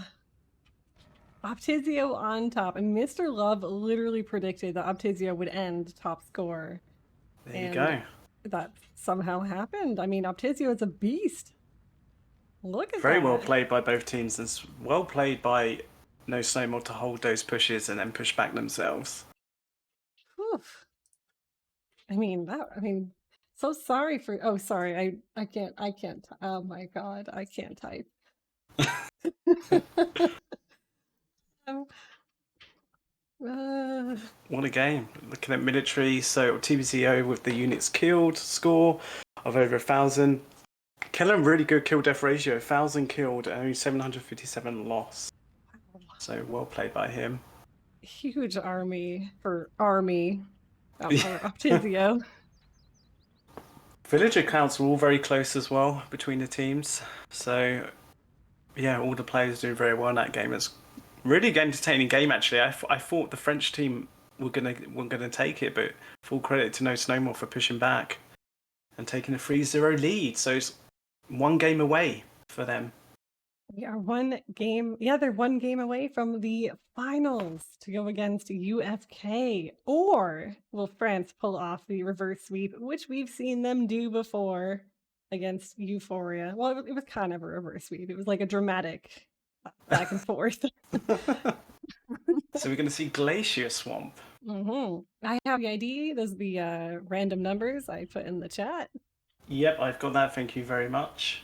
And we have Waffles here. Good morning, Waffles. How are you? Daisy still believes. She's giving him that energy. And Silverhawk said, while you guys discussed pie rates, NSM flipped the game. Exactly. They'll probably Keller and Army will be like, oh, can you hear what they're talking about? Yeah, if we push back and win this, we can treat ourselves with a nice pie. He's like, maybe if we win this game, they'll stop talking about pie. Yeah. So all the players are in there, so that's really good to see. So I imagine the game will be starting next minute or two, so that's awesome. Yes, I guess I'll repeat my joke for Waffles. Gosh. Okay. Well, it's not funny the second time around, but for you, it will be funny, Waffles. It's your first time hearing it. So a slice of pie is $2.50 in Jamaica and $3 in the Bahamas. Those are the pie rates of the Caribbean. Oh, you know the joke? Oh, never mind. I love Hydra's comment. I almost thought I was on a cooking Twitch stream for a moment. That's actually Hydra. That's what me and Brisolyn do in between tournaments. We actually just do Cook. Twitch live cooking. Yeah, exactly. That's all we do. Is just cook. Actually, I've done a cooking stream before. I did a Thanksgiving stream like 2 years ago. That's awesome. Did it go well? Yeah, everything ended up cooked, and yeah, I guess that's how you measure success. I hope everything ended up cooked. Yeah, there was a mishap with my boyfriend's mother. The salt shaker broke, and it just like dumped out all the salt into the mashed potatoes, but we were able to like scoop it out. I did that my first time in America. I remember ordering a meal, and you know you get those big kind of glass things with sugar in, and it has like that filtered top thing. I thought it was salt. So I've picked it up and I've just poured it all over my chips. And I was like, what the hell? And then I realized it was sugar, not salt. So that was Oh pretty my, embarrassing. oh no. I mean, And I some, disguised it as well. Like it was sitting around the table with like 8, 9 people, and I just didn't eat my chips. But luckily, no one said anything because it was just a mountain of sugar on my plate. yeah, I mean, what do you do? Like, just try to dissolve it off your plate. You can like maybe pour some water on it. Yeah, No. dissolve it. Yeah, it melts into your fries. Zach talks about the HT days, and Kellen, Polar, and Briss talk about cooking. What's new? Growing DM 2020. um, the fattest knight at King Arthur's round table was Circumference. He acquired his size from too much pie. But Oh my gosh. all right, I'm trying to find the game right now. Me too. Okay, so I found it on aoe2.net, so I'm just going to load it in. Okay. Now I'm And I'll expecting pause. to see Vikings, of course. Okay. I've seen the civs Okay. because it's loading in. I'm at 24 seconds. Skipping ahead. You're like the kids in class that read ahead. I'd be like, oh, I know the answer. Yeah. Like, no, you're not supposed to read ahead. Okay. Didn't we see these civilizations, this exact matchup between Euphoria and UFK yesterday for this map? We did. Okay. There's Celts and Korean, yeah. Do you want me to pause when I get in the game? Yeah, sure. Okay. I'm just loading in. Mr. Love wanted to see Khmer. Well, the closest thing we can get to that is Persians, which we've seen on Golden Swamp, and we will never see again, I think. So I'm at 1 second. Okay. Yep, I'm will... at 3 seconds, so you can count down whenever you like. I'm going to count in German for you. Okay, go for it. Okay, and we'll go on 3. Okay. Yep. 1, 2, 3. Very well done. Thank you. Fluent in German. Fluent in counting, that's about it. All right, I will introduce the No Snowmod team. We have Optizio on the flanks as Spanish, Keller with the Vikings pocket, already putting those dock foundations down, and Silverhawk as the Celt flank. And then for the French team, we have Illustrated, whose Spanish flank pocket is Satora's Vikings, and the other flank is John Locke, who is Koreans. So we got a Koreans versus Spanish, and then we've got a Spanish versus Celts. Finally, not a mirror matchup on the sides. Yeah. This is amazing. One of the early things I noticed is how far Illustrated is from Satora's pocket. Have you noticed that compared to the way No Snowmod are positioned? Yeah, it's quite far away. Keller and Optizio are neighbors, and then Silverhawk is kind of in his own little suburb. Yeah. So Spanish versus Celts, that's always an interesting matchup in my opinion, can swing either way. And I'm interested to see how Illustrate will play this on this map, what strategy he goes for. It looks like they're trying to rush down Keller as the pocket player. Yeah, I'm actually really fast pikeman and just chaos at Keller's docks right now. And luckily he's able to get out some longboats. He's down to 3 villagers, so that's some really good villager sniping from the French team right early on. Yeah, I mean, do you think that French, I mean, it looks like they're, holding off the gas now and not continuing to go all in on Keller, or are they gonna continue to pressure Keller? I think they're gonna have to divert their attention because it looks like John Locke is in a little bit of trouble as well. He's lost quite a few villagers. He's down to 7. And the demos are coming in from the demos are coming in. He's like, no. To be fair to Satori, he did actually a really good job of just using kind of the trash units of pikemen to take up the damage.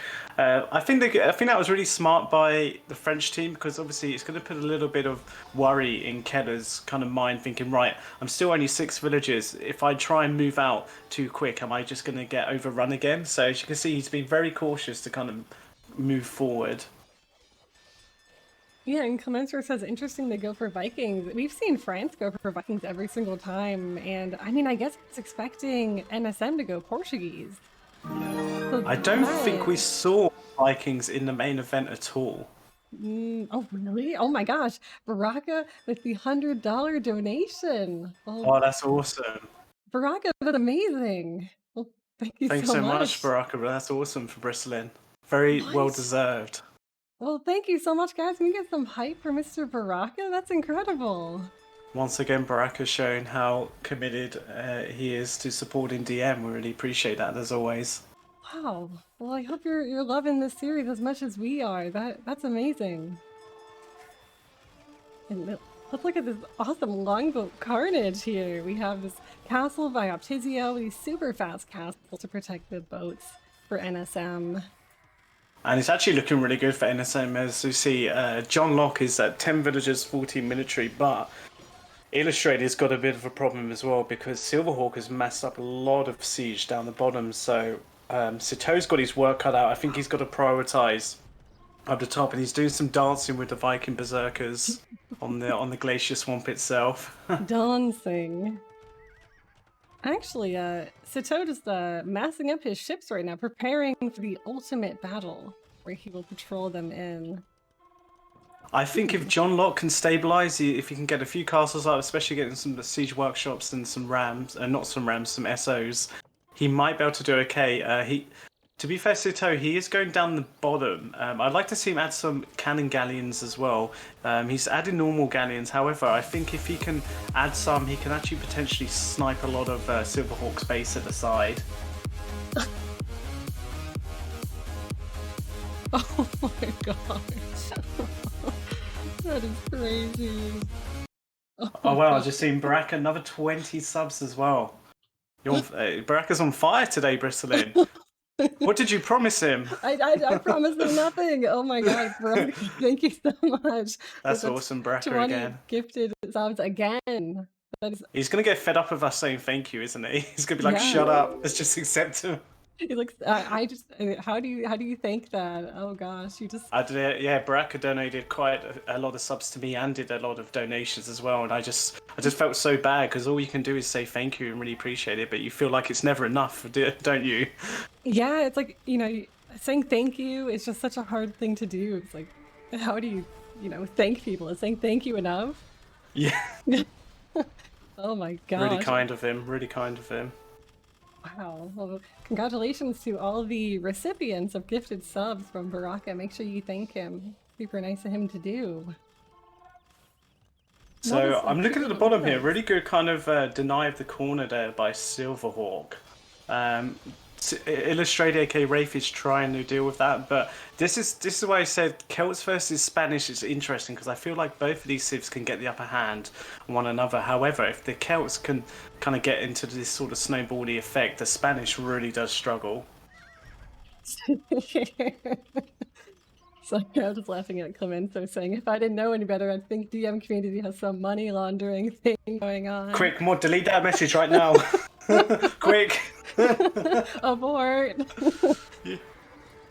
Oh my gosh. Okay, yeah. Let me look at the onagers. But that's when I don't know what to look at. I always look at the massive onagers. That's guaranteed content there. And to be fair to John Locke, he's slowly pushing back. However, this is the trouble. We suffered on this map against Premium Tactics where I went all on water.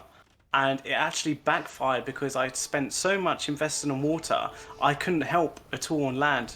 Like, obviously I started deleting ships to try and help on land, but it was just, yeah, it's a very fine line in this matchup on this map in terms of what you want to do and how you execute it. So that's why I like this map as well. A lot of interesting strategies. And I think Noob Squad, I forgot who was their pocket player, but they made only both. And they eventually mixed in some infantry, but it was really, really good teamwork in their initial creation of units.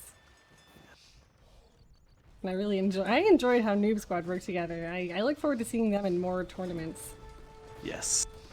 Will they become intermediate squad next? If Oh, they gosh. advance through the levels. Maybe Skull Kid will become Skull Man in the next tournament. Who knows? Skull Woman. Oh, Skull Woman. So let's look at this push in the north right now. I mean, there's longboats, there's cannon galleons, there's fire ships. So mixing in the fire ships. I don't know. I haven't been looking at the queue too much. Do you think that was an intentional? I mean, it's working. It's clearing. Yeah, fire ships are not a bad shout. A lot of people forget about them because obviously, I guess when you're Vikings, the only thing you're really going to make is obviously the kind of longboats, isn't it?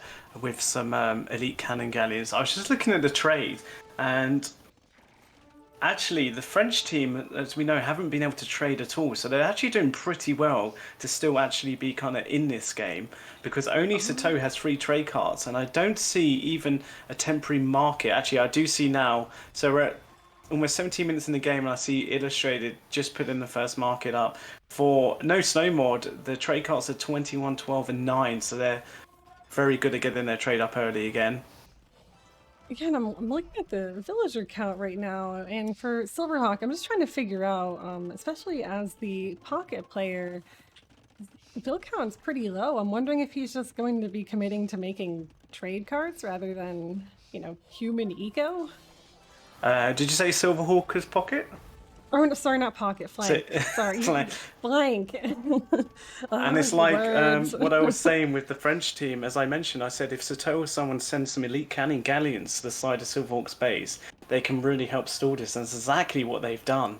So I think that's why Silverhawk is actually now struggling, as we know with Celts. If you can obviously have a really good snowbaldy army at the start. However, if you don't have a fast eco to back that up, we've seen Celts suffer time and time again. And this is exactly what's kind of potentially going to happen to Silverhawk here.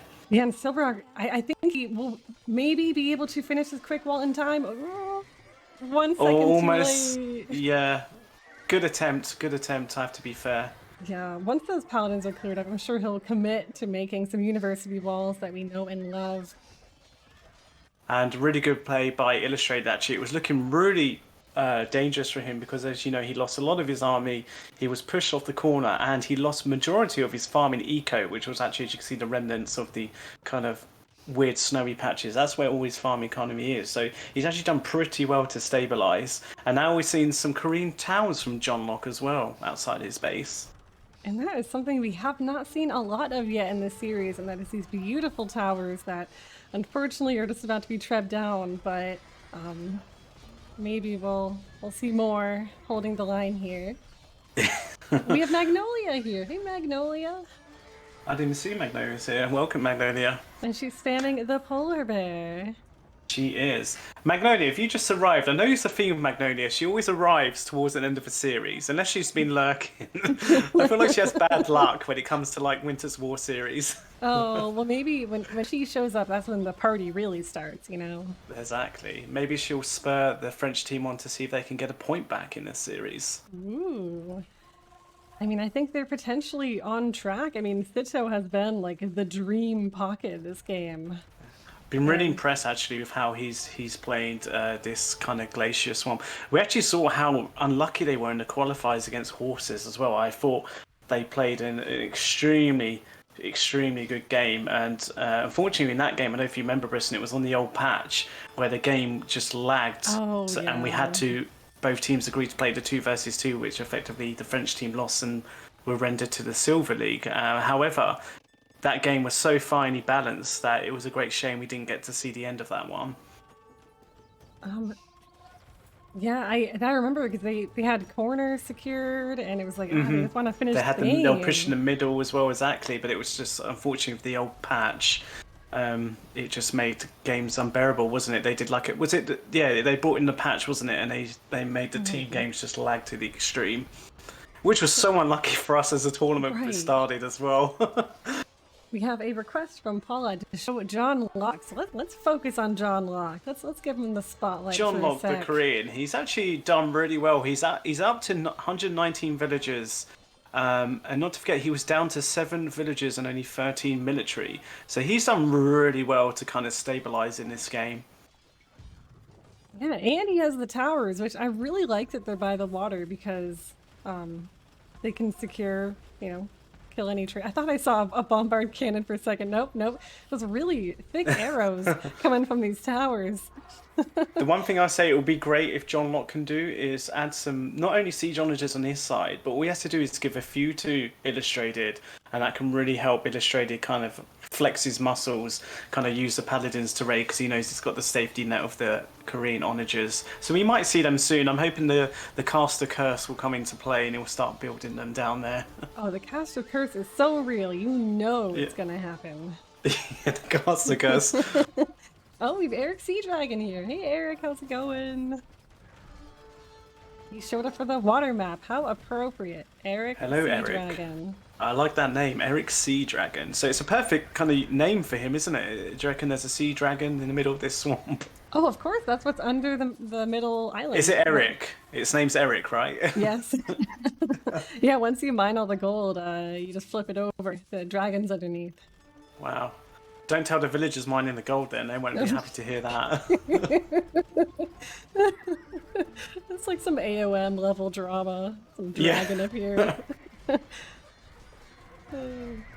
And to be fair, I have to give credit to Silverhawk now. He looks like he's stabilized. He's actually up to 141 villagers. So I'm trying to look at the sling to see what's been going on. So Keller has actually given 12k worth of resources. He's actually given the most to Optizio of 8,000 and 5.5k to Silverhawk.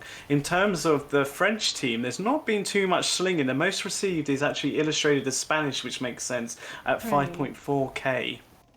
So a lot of slinging by No Snow Mod. Yeah, I'm gonna look at their gold. I'm just gonna show their gold to everyone for a second, just to everyone can see their resources. El Drago says, "Did someone say sling?" Yep, there's been slinging. And hey, Shiana, how are you, Shiana? Sherna? Oh gosh. Oh, what does Pony Boy say? Cherville. Cherville. I like that.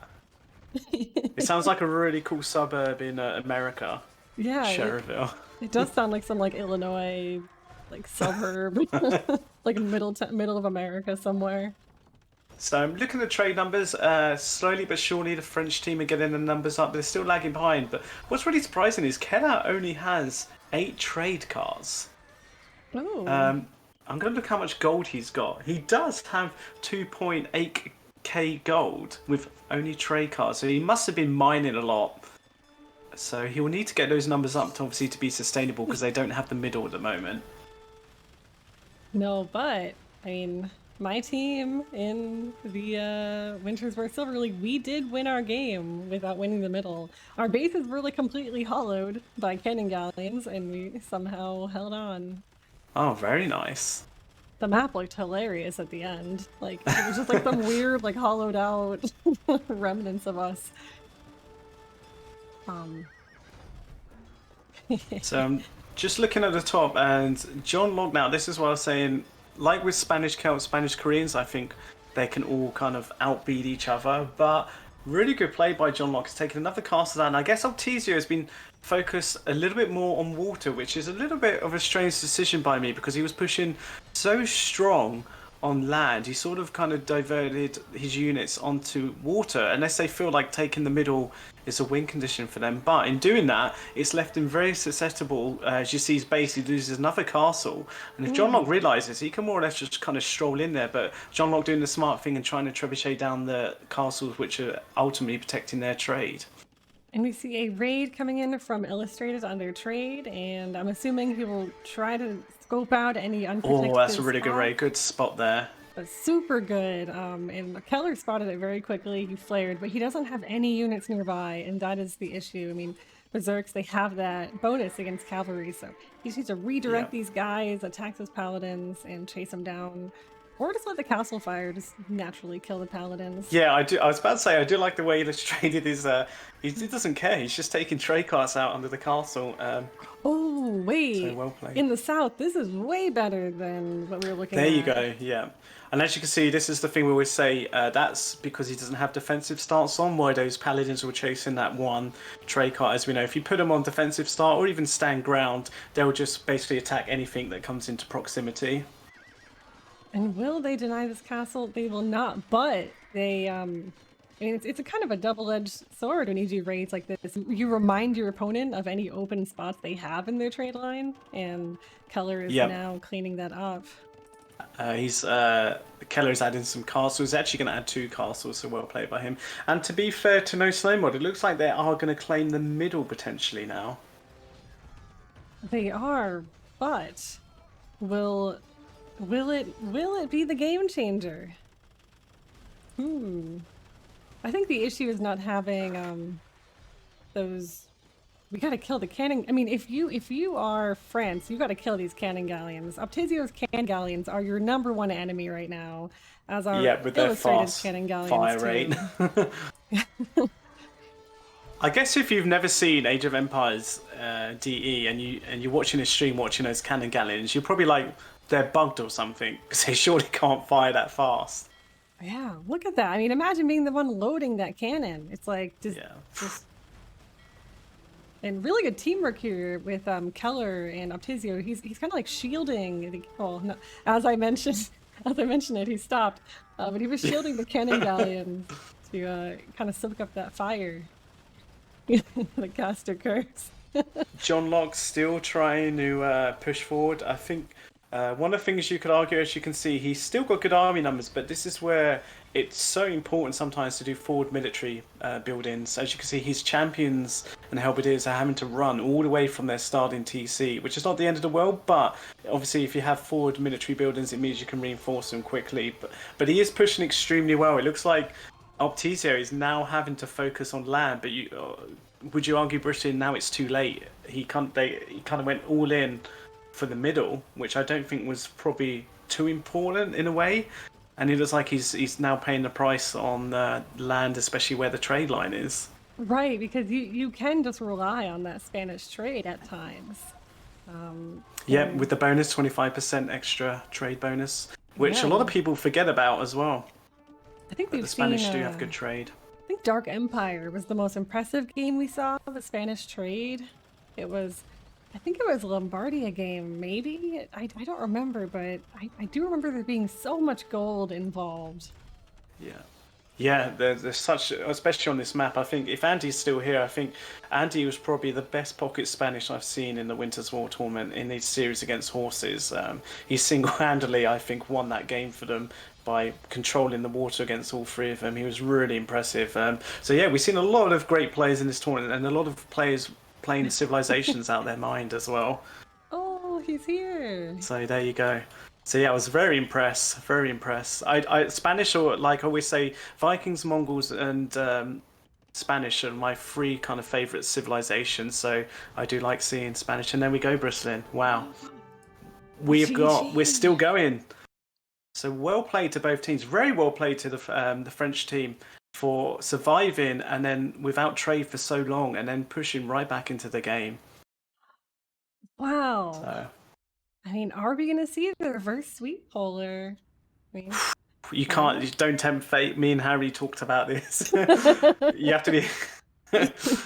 You never know, but yeah, it's 3-1. So the next match 3 versus 3 Winters Arabia again. It is Snowy Lombardia 3 versus 3. Oh, of course it is. Yes. Oh, are we going to see Persians, Saracens, maybe Franks? El Drago, I'm not supporting anyone. I mean, I'm supporting everyone. Yes, I'm supporting good content.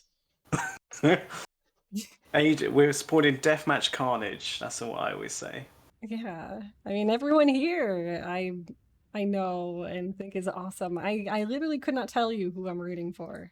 I'm a politician up here. Politician. Senator Brisolyn here. You're not getting an answer from me. I see the lobby's up, so that's good. So it's currently on Winter's Arabia, so I'm hoping they have seen that it is Lombardia. Yeah, I'm just double checking Yeah, because my original thought that in our semi-finals we had Winter's Arabia, then it was Snowy Lombardia, but I could be wrong. Let's have a look. I just copied and pasted them. You are right. Game 5 is Snowy Lombardia 3 versus 3. It was the grand finals that had the Winter's Arabia as this game. That's where I'm getting it from. Oh, well, thank you for double checking. Yeah. So many maps. Well, not so many maps, but so many combinations to try and mix it up. Yes, I I know. gave And me the ID as well. Thank you. of course, and as you guys know, these maps were modified by Decake is a Lie, who is an awesome AoE community member who makes so many great maps for tournaments and events. So hype for Decake is a Lie, guys. If you ever see him in someone's chat, he's always around. Make sure you hype him up because he winterized these, especially Glacier Swamp, which is literally a tropical map. He winterized it for us. It's basically Florida, yeah. Florida before he winterized that. Yes. And I want to say thank you to Live Forever for the follow and Tony Banana. Thank you. Tony Banana, yeah, he's an old DMer that was playing some lobby games with me the other day, so it's good to see him back. Oh, see, So we Polar got with the some history. old players. Yeah, got some old players coming. It's only because he told me in his chat, so. But it's good to see so many old players kind of delving into DE, so we hope that can continue. I love that. And so many new players too. We get to learn from the older players. We're so lucky. So I'll refresh the lobby because I'm just wondering whether Keller's on the break. Still says Winter's Arabia for me. Okay. I will just send a quick message. They probably know. Keller would be like, I knew that. Why are you messaging me?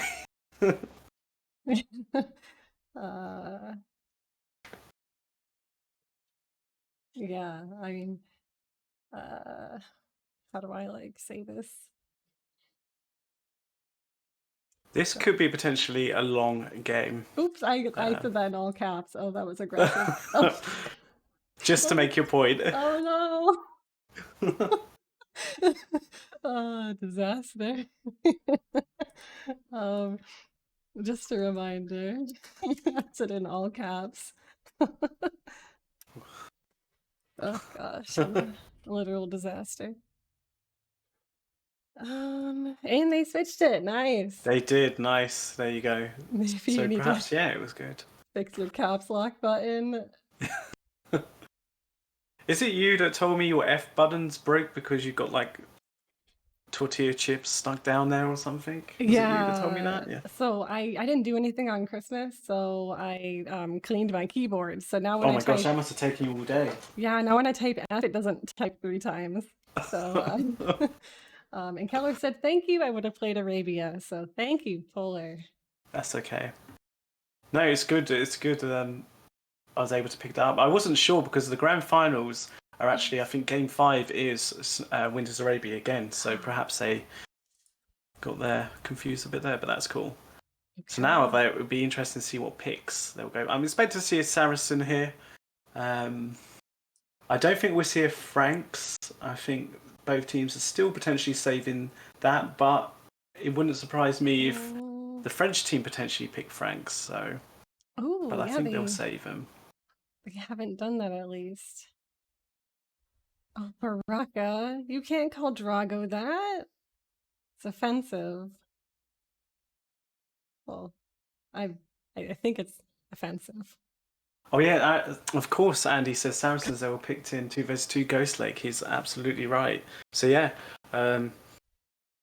both teams have picked Slavs as well. So we could maybe see a Persian, maybe a Frank. So why is it offensive? It means it means something in Urdu. Saying well, I didn't realize what I was saying. I said it once, and I corrected myself. I think they might have started, so I'm going to look for the game on AOE2.net. I thought he's El Drago. Yeah, L for lightning, not L for anything else. Okay, trying to find the game. Same here. And I got it. I got it too, so I'm going to click spectate. All right. All right. Want me to pause? I will pause. Yeah, I'll pause as soon as I'm in.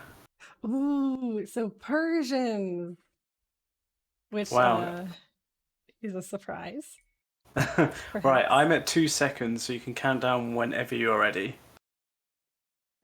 Hmm. All right.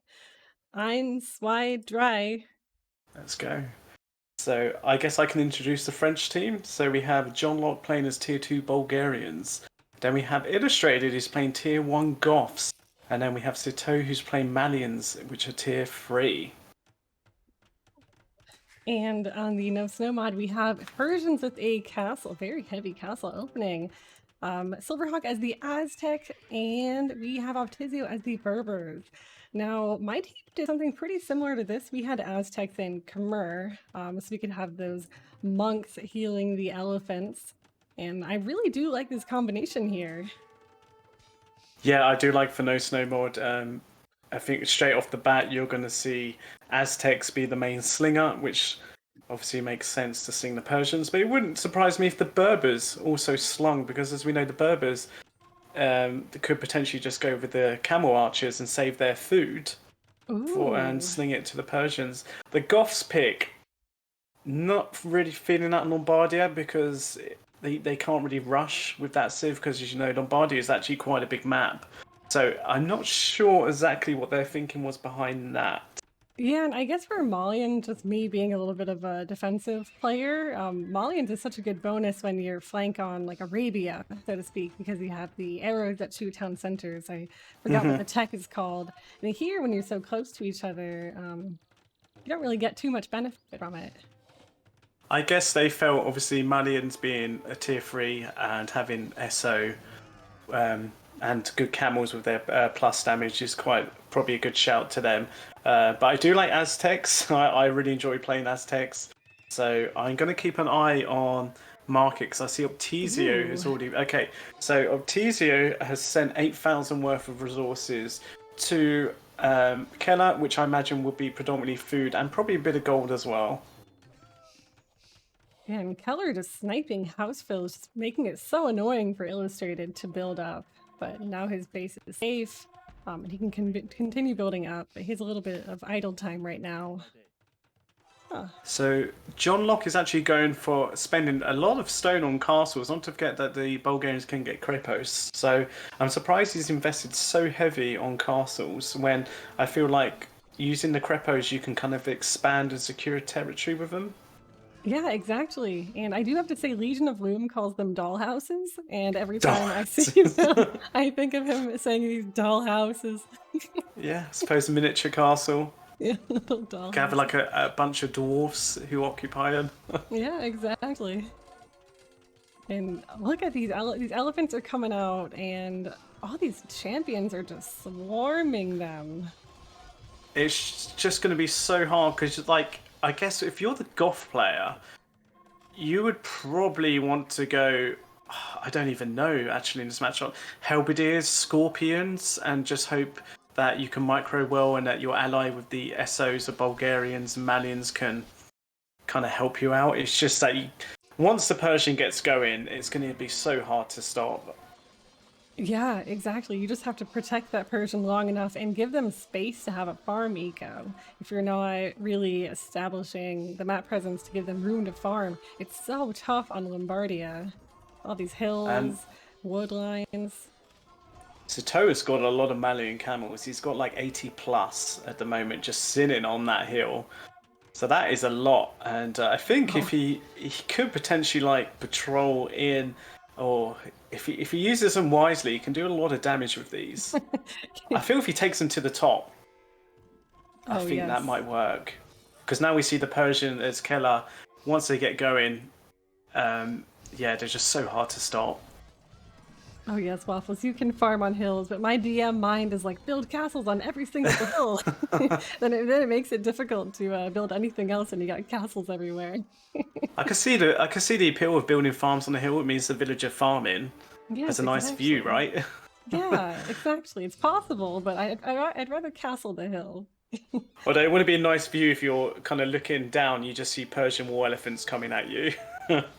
Yeah. Oh, wow. I just got lag like crazy at this Yeah, same here. I got a little bit of lag. mad So fight I going think that's because on. of that. There's two massive engagements, one at the top and one at the bottom. Now this is what we like to see. I mean, these elephants can snipe that siege, and these are tanky. 620 HP each for these elephants. So I'm just looking, Silverhawk as well, he's increased his sling, so he's slung 15.5k. 12.5k has actually gone to Keller. And he's actually slung a bit to Optizio as well, so I wonder if Optizio just needs a little bit, just so he can kind of try and hold off the Malian player for as long as possible. Yeah, and there's already, just in time, John Locke was able to kill Keller's camels, so he can safely build his markets. Really active movements by Keller to try just to be annoying in the back of their bases, send his camels everywhere. Actually... And what's interesting is that no one on the French team has actually slung the Goth anything, which I'm a little bit surprised about. I thought the Goth might have been slung a little bit of food, but I'm not seeing that. Yeah, because as we know, Goths, once it turns into late game, they really don't have too much other than, you know, their Huskarls, their champions, and they're so food intensive. They're so yeah, that's very hungry true. all the time. I do like the way Illustrated is trying to attack through the middle, but again, Optizio is very quick, kind of snuff out all the armies before Illustrated can mass up good numbers. Keller is also coming across, so it looks like... so it's quite interesting. To be fair to John Locke, he actually defended that pretty well at the top. And he's also doing some kind of castle deny at the top as well with those conics, which I really like as an elite unit. But it looks like they're going to do a massive all-in push at the bottom here against Citeaux. Yes. And, I mean, this is a lot of camel archers right now. I mean, it's going to snipe every single one of those camels. I do like Berbers in the colour purple, actually. I don't often see them, but I do like the way the camel archers look. Colour purple. It is pretty. They look quite cool. It is. It is pretty, however, they are killing other units. You're right, so they're not, like, nice, but they're pretty.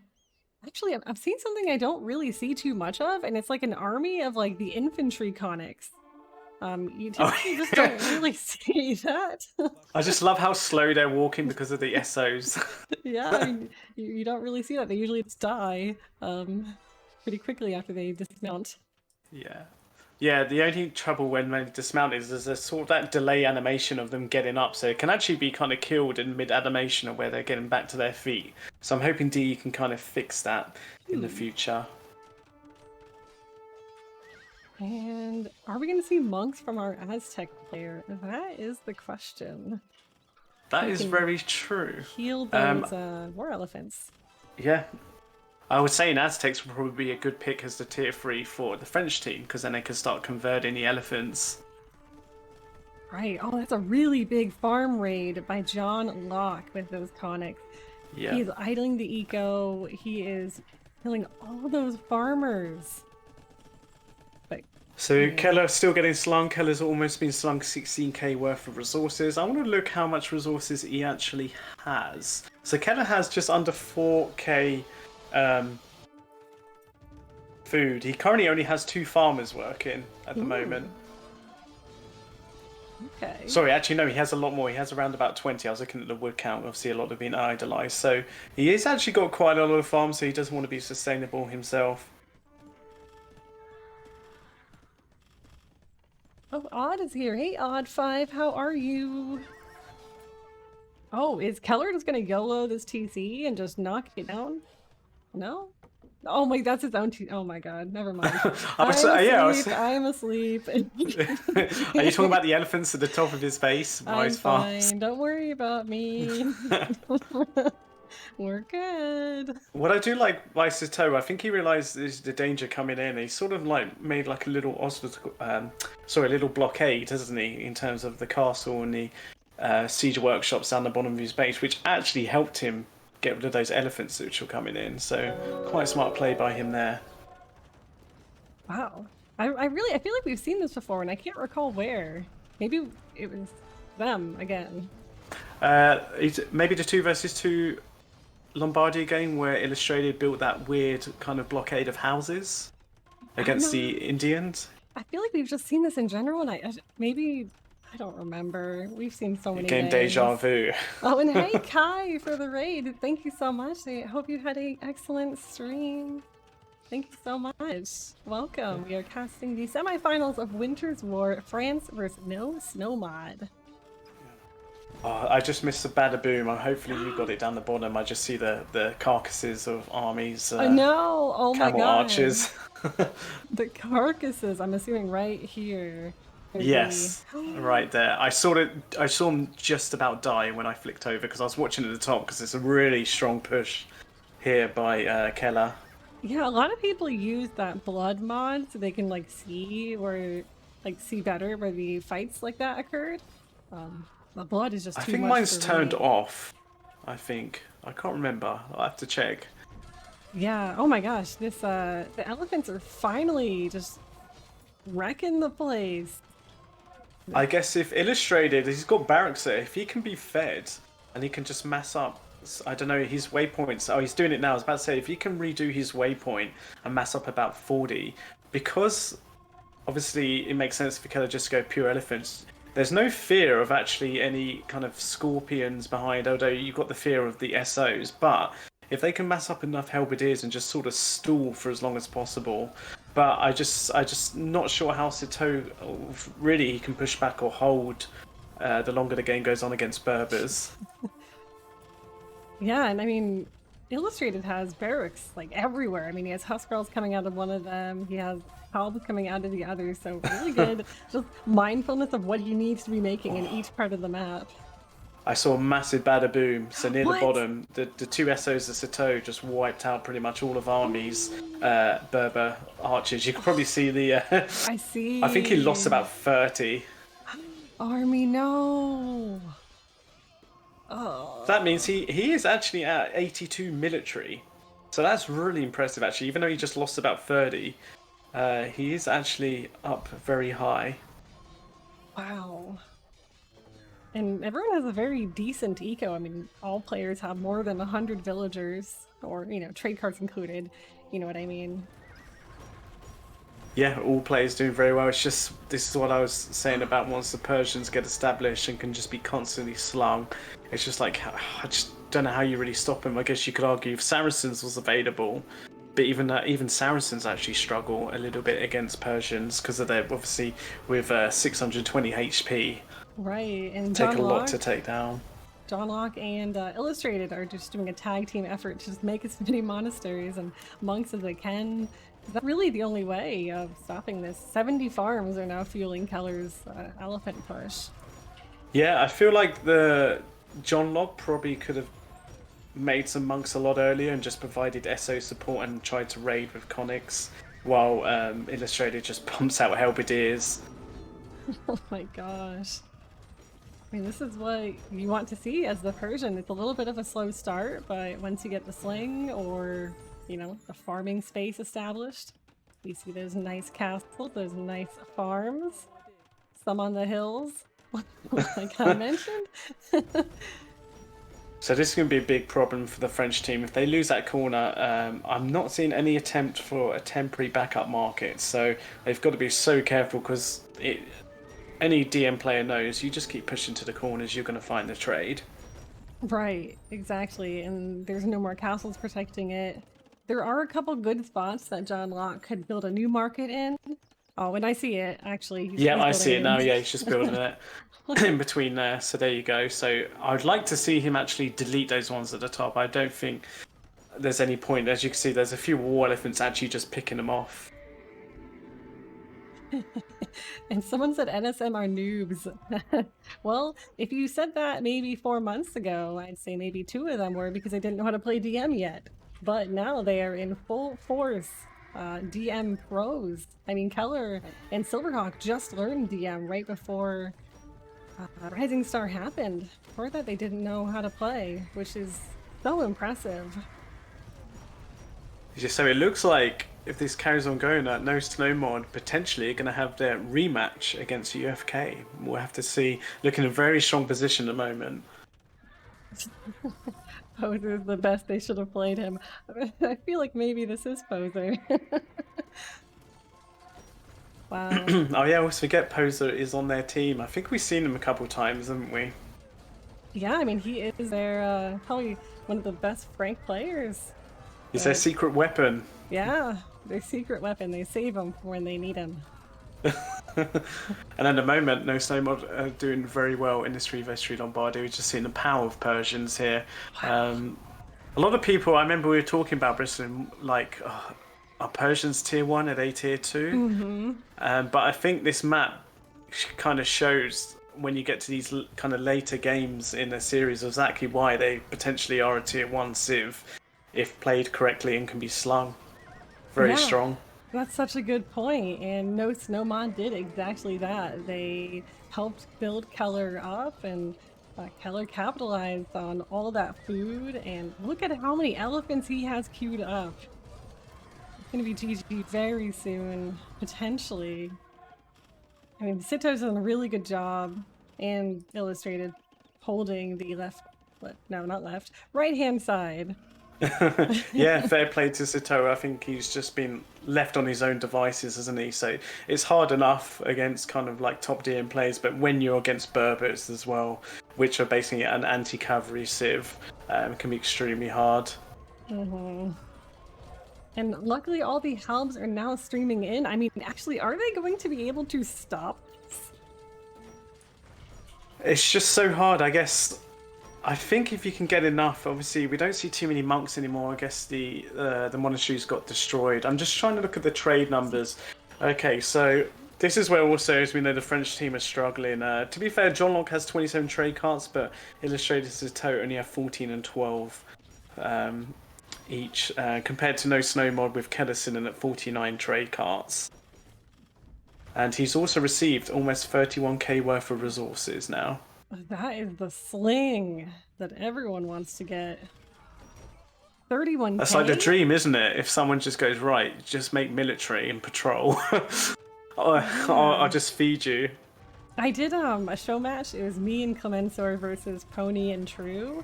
And Clemensor slung me, oh my god, it must have been like 50 or 60k resources. It was just amazing. It gets to a point where, like, after the first few times, you say thank you, don't you? But then you're just like, it's happening so frequent. You just, you don't want to be rude, but you just ignore it because there's no point every 2 minutes saying thank you. Yeah, there was at one point where I was like, like, should I make eco now? You know, is there a sling coming? So I do like what No Snowmod are doing here. So Keller is now kind of switching to the middle, which I don't think is a bad idea. I would have liked him to continue. We have a pause right now. And an unpause. An unpause. That was very quick. Yeah, just a very Maybe quick... that was a tactical pause. An elephant. Wow. Look at those elephants just like slowly flattening into the ground. Yeah. Look at that animation. I preferred the way they died on AOC. They used to make a more satisfying sound. They used to like dramatically flop, didn't they? Did they like make an elephant noise when they died? Yeah, they did. They made like this weird dying elephant noise. Very satisfying if you were killing them. So we've got another pause. I wonder if there's lag issues. I don't think there is. Kugrielka says, hello, I come to watch my team losing. Oh, Kugri. They won one game, and, you know, this one is potentially anyone can play, or, I mean, win. Anyone can Anyone can play, yeah, everyone jump in. Yeah, anyone Here's can... the ID, go for it. Yeah, first two to join the lobby. They can be the add-ons for Team France. So yeah, poor Sito at the moment, he's now into resort to using light cavalry because obviously he's really struggling on gold because the trade's been hit hard. Yeah, really big mix of the scouts and the camels. I'm just like looking at them on that hill right now. I think he might try and attempt to snipe the Trebs in the siege. I guess we'll have to wait and see. Kugri says they lose because I'm not playing with them, obviously. And as we know, Kugri is actually a really strong water map player. And that is the game that France won. I'm sure they would have also won with Kugri on their team. Yeah, I think RM is do enjoy the water maps, don't they? Because obviously, I think they play more in their ranked pool in RM, where in deathmatch, you never really. I don't even think there's. Are there any water maps in the ranked pool? I don't think there is there? I There's mean, Golden Swamp, and that's it. I think. yeah, that's literally that's it. That's basically all there is. Yeah. So. I just realized Yes. I maybe should see what's going on. Yeah. Have you received any messages? I have not. Okay. Perhaps someone just said, "Be right back" on a phone call, or the French team are doing a bit of negotiating with no snow mod. I of course just typed in all caps to Keller. Oh, Why do I do? Why is it always on caps? wow, so I'm looking at Um, the kill death ratio. So Illustrator's got 100k kills and only 45k deaths. So that is actually pretty good for him. wait, what number did you say? So he's got 100k kills and only 45k deaths. I was expecting him to be far more negative. Oh, is that the Being resources? no, he's oh sorry, it's the value spent destroyed. Yeah, that's it. Sorry, yeah, you're right. Oh, I'm like, I don't know if there's been that many units on the map yet. Oh, actually, no. His kill death ratio is so he's killed 296 and he's lost 1,000. So there you go. Yes. That's as I expected. I was like, these numbers are not adding up here. And Keller Okay. with 1,300 kills. That's crazy. Keller said at number 3 was just lagging a little bit, so they're just working on it. In the meantime, we will just wait. I'm sure they'll get the show on momentarily. Yeah, and the military value is 29k for no snow mod to only 14k for the French team. So their backs are really up against it. I mean, I would love to see. I mean, actually, can you specifically see how much of that value is Keller's with the Yes, elephants? he's got 12.8k military value. Optizio just has under 10k and Silverhawk 7.5k. Wow, that's And the highest crazy. actually for French team is Citeaux, sitting just under 8k, and Illustrated just has over 2k military value. Hmm. Well, thank you for sharing your capture age Yes, I guess information. when I stream, I don't have time to kind of look at all of these numbers when With I a stream in tactical cars. pause. Yeah, tactical pause. There you go. I wonder if I can give you any other insight. Uh, Yeah, I keep trying. I'm gonna have to talk to Capture Age. Every time I try to use it, my game crashes. oh, really? So Yeah. you might have to get it reset up. Yeah. Um, mine crashes if it's used in a long series, for instance, against the Quendi.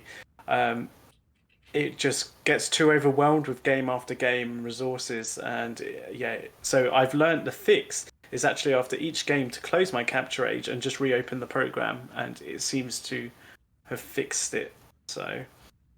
Yeah, and closing and reopening Capture Age is one of your favorite pastimes.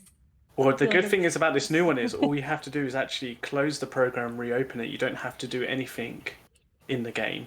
that's awesome. Like So no yeah, rechecking the mods no or rechecking. Only obviously if you want to be playing, and obviously you have to tick that off of the mods. But with the actual program, you can just close and reopen it. So yeah, there is they're small little improvements coming here and there. awesome. Looking forward to seeing that, and Well, um, I'll have to get mine working eventually. so looking at another fact for no snow mod, they have a total of 5 idols for the whole team, which is really impressive. Illustrated for the French team has 58 idols alone. So Wow, that and is well played by No Snow Mod there.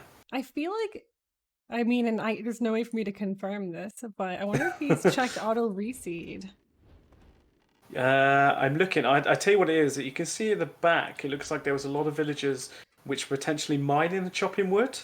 In the back middle of John Locke's base, you can see there's quite a lot of idols there, etc. And there's quite a lot of clumps of illustrators, villagers, where I think the wood line disappeared. Okay. Yeah, I'm sure once this pause is undone, he'll be sending all Yeah. 59 Yeah, of he's them to probably the... realised, he's probably had a look, hasn't he, and realised, oops, there's some idols I need to sort out. Yeah. And, I'm sure No Snow Mod is just trying to figure out what they need to do to close out this game. And with this massive camels and actually some rams mixed in for Berbers Yeah. is pretty interesting. So yeah, definitely no Snowmodder going for the finish because Keller is now up to almost 40k worth of sling, I should say. Ling! 40k of that is 14.5k of that is actually Silverhawk. In fact, he's actually been slinging Optizia as well. So Silverhawk doing a very good kind of sling for his team in this game. So I'm wondering how far behind Keller, um, like how far behind we were with starting the game and getting his message, because he said they're going, but I wonder how long ago, Wait, can I unpause? No, I Wait, can't. okay. Now I have it like stuck on play. I clicked Yeah, play. so's mine. Okay. What time are you at? I'm at 36:51. Me too. Okay. Do I attempt to click the fast forward speed? No. No. Do not. If I could turn back time. Yeah, and the trouble is obviously for the French team, not only obviously the shorter trade line, if it carries on as well, they're going to be down on wood lines. They do have a couple of nice ones, but they don't really have access to many more. Hang on. Wait, are you playing? Keller thinks that it's bugged. I don't know if that means it's bugged for us or bugged for everyone, but we will investigate. Okay, I tried to click fast forward and then play, and it's still stuck on pause. The game is like cannot compute. Yeah. So yeah, I'm still stuck on 36:51. What was the delay we were behind? Did they have like a minute and a half delay? Was it? It was something like that. It's up to the players to choose. Just don't do what Lakes did. Wasn't it like a 10 minutes delay he did for me? A 2-minute delay, Keller said he had. He thinks our Okay. game is just bugged, and perhaps we should just fast forward and try again. I've seen this happen before in like Debbie and Artie's ABCD Cup. Like the game paused and then it never unpaused. So you were sitting there for like an hour. Okay. So I guess let me think of the best way to do it. It shouldn't take too long to fast forward 36 minutes. Right, we just got to be able to track down the game, of course. Yeah, that's very true. So, okay, I'll quit as well. Yeah. Da-da-da! So actually, that's a good point. If we find it quick, I've already got it still here, so I can click straight back into it, and I'll just fast forward. How'd you get it already? Because I did the spectate from AOE2.net. Actually, failed to observe game. Does that mean it's over? I'm gonna see if it. Now I gotta track down the rec. Who will be willing to send it to me? Yeah. Failed to start observing match. It's no longer available to spectate. All right, I'm going to send you the rec. Actually, yeah, because then we'll be able to fast forward it as well. Yes. Alrighty. Let's go to.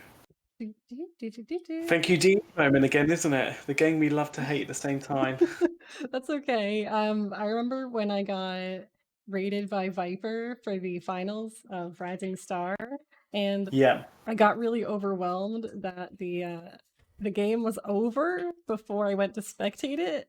Oh no. It was like Gus on Socotra, and then I couldn't find it. It was great. The score is still the same, Eldrago. We have not finished the game. And you know me, politician Brisolyn. I have no favorites. I can't be swayed. I let the game do the talking. Oh, I like that. I let the game do the talking. Okay, I'm going to load in and I'm going to fast forward it up to 36:51. Sure. And we have Peon here. What up, Peon?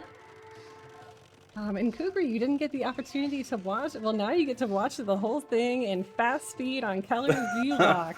Oh god, that is nauseating. I'm so sorry. Let's just look at this little hill here. For anyone that gets sick very quickly and easily, don't look.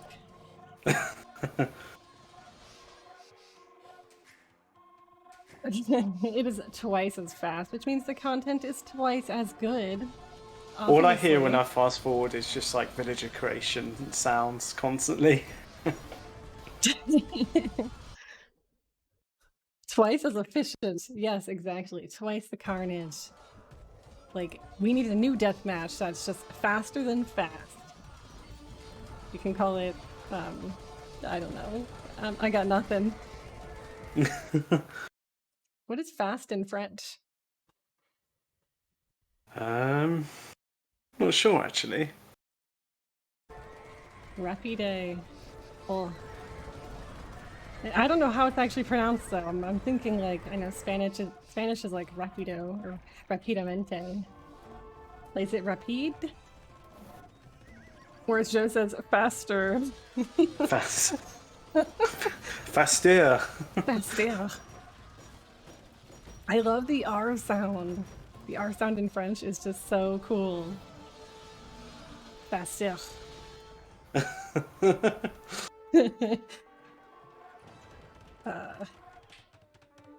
So I'm up to 13 minutes. So we get in there. I'm at 16 minutes. Can't you like 5 times like fast forward in Capture Rage? No, you can't. Oh, I thought you could like make it go faster than fast. They used to, but not on this version anymore. They used to have it, yeah, where you could go super fast. Yeah. But I think that crashed too many people's clients. I think that was the feedback they got. Okay. What would be good if you could do in any spectate game, when you load a record, is actually pick a time what you want to view the game from. I think that would be so good. Like if there was an incident, I don't know, at 46 minutes when someone built a bombard tower, you could jump to that moment and put like, right, 46 minutes and look from there. I think that would be such a great thing to add. Do you think there's any benefit in being able to rewind as well? Or... Rewind, actually, yeah. Rewinding could be good, actually. I guess in live spectate as well, like say if you miss something really dramatic, you could quickly just rewind 10 seconds and watch it. And then you can click catch up with live play. Yeah, that could be quite interesting as well. Yeah, because I think at the moments where like, you know, you miss the bada boom, you want to go see it, and you're like, well, not too bad. Yeah, I can't see it. Gonna have to restart the whole game again. Yeah, and especially when it's like 36 minutes into the game, you know, you're spending your life fast forwarding. Yeah, it would be nice if you could pick a time from recorded games where you could spectate from. It's a technical problem that you can't rewind. Oh. Yeah, because it just seems so strange to not have it, but I mean, I guess it makes sense. Players would be like, can we rewind in like in live games in case when I make a mistake I can rewind? It's like, I didn't mean to do that. Yeah. My onager wasn't paying attention or my pikemen weren't listening. 34,610 AoE2DE players right now? That's crazy. Wow, that's a lot. Andy, let me guess, 34,510 are RM players. Wow, I was gonna say they're all Hamza spectating games. That's really good. Is it on sale? I think it's on sale, right? Yeah. Christmas sale. So yeah, that's amazing. though. Actually, 34,000. 36.51. Oh, sorry. 34,610. Yes, it's on sale. Yeah, cool. If only we could have like even 10% of that playing DM. That would be amazing. The game will slow down. I'm at 32 minutes, so I'll be there in a second. I'm at 36.57. Okay. I'm at just over 32, so I'll probably be one more minute. You must have a faster PC. No, I think I Speed just pressed demons. fast forward faster than you. That could also make sense.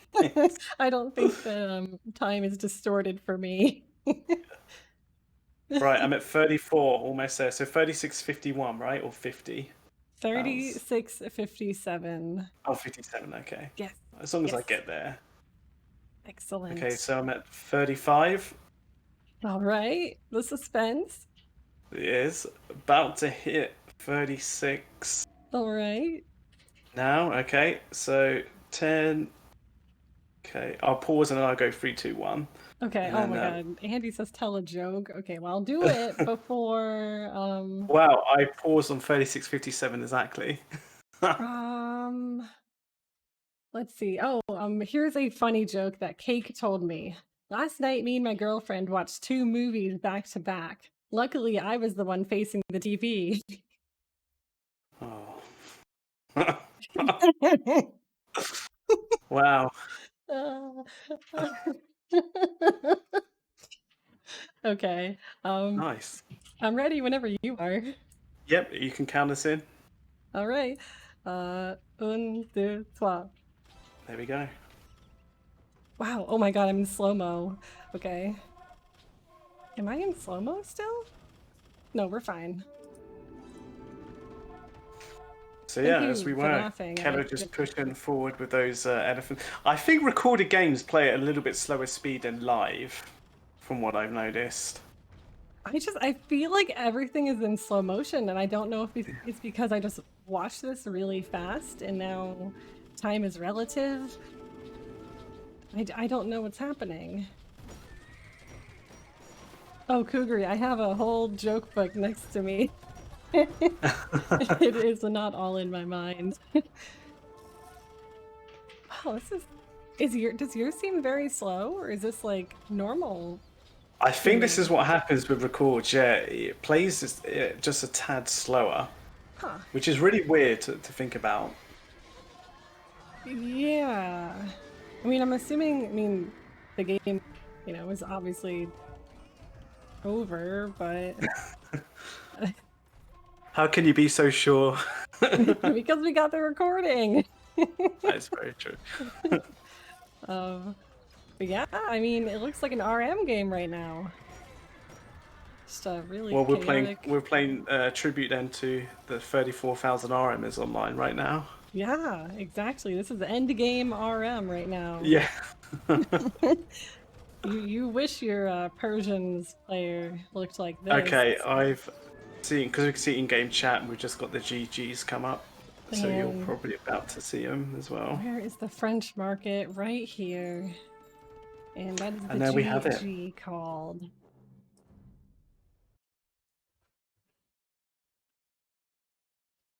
Oh, GG to our Really winner. good series.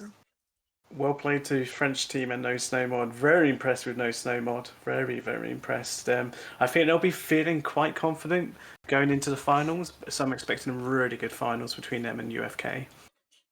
Yeah, and I'll be sure to inform everyone when we know when that will be. It'll be soon, of course. It'll be in August 2021. Yeah, we'll find out next season in Winter's War.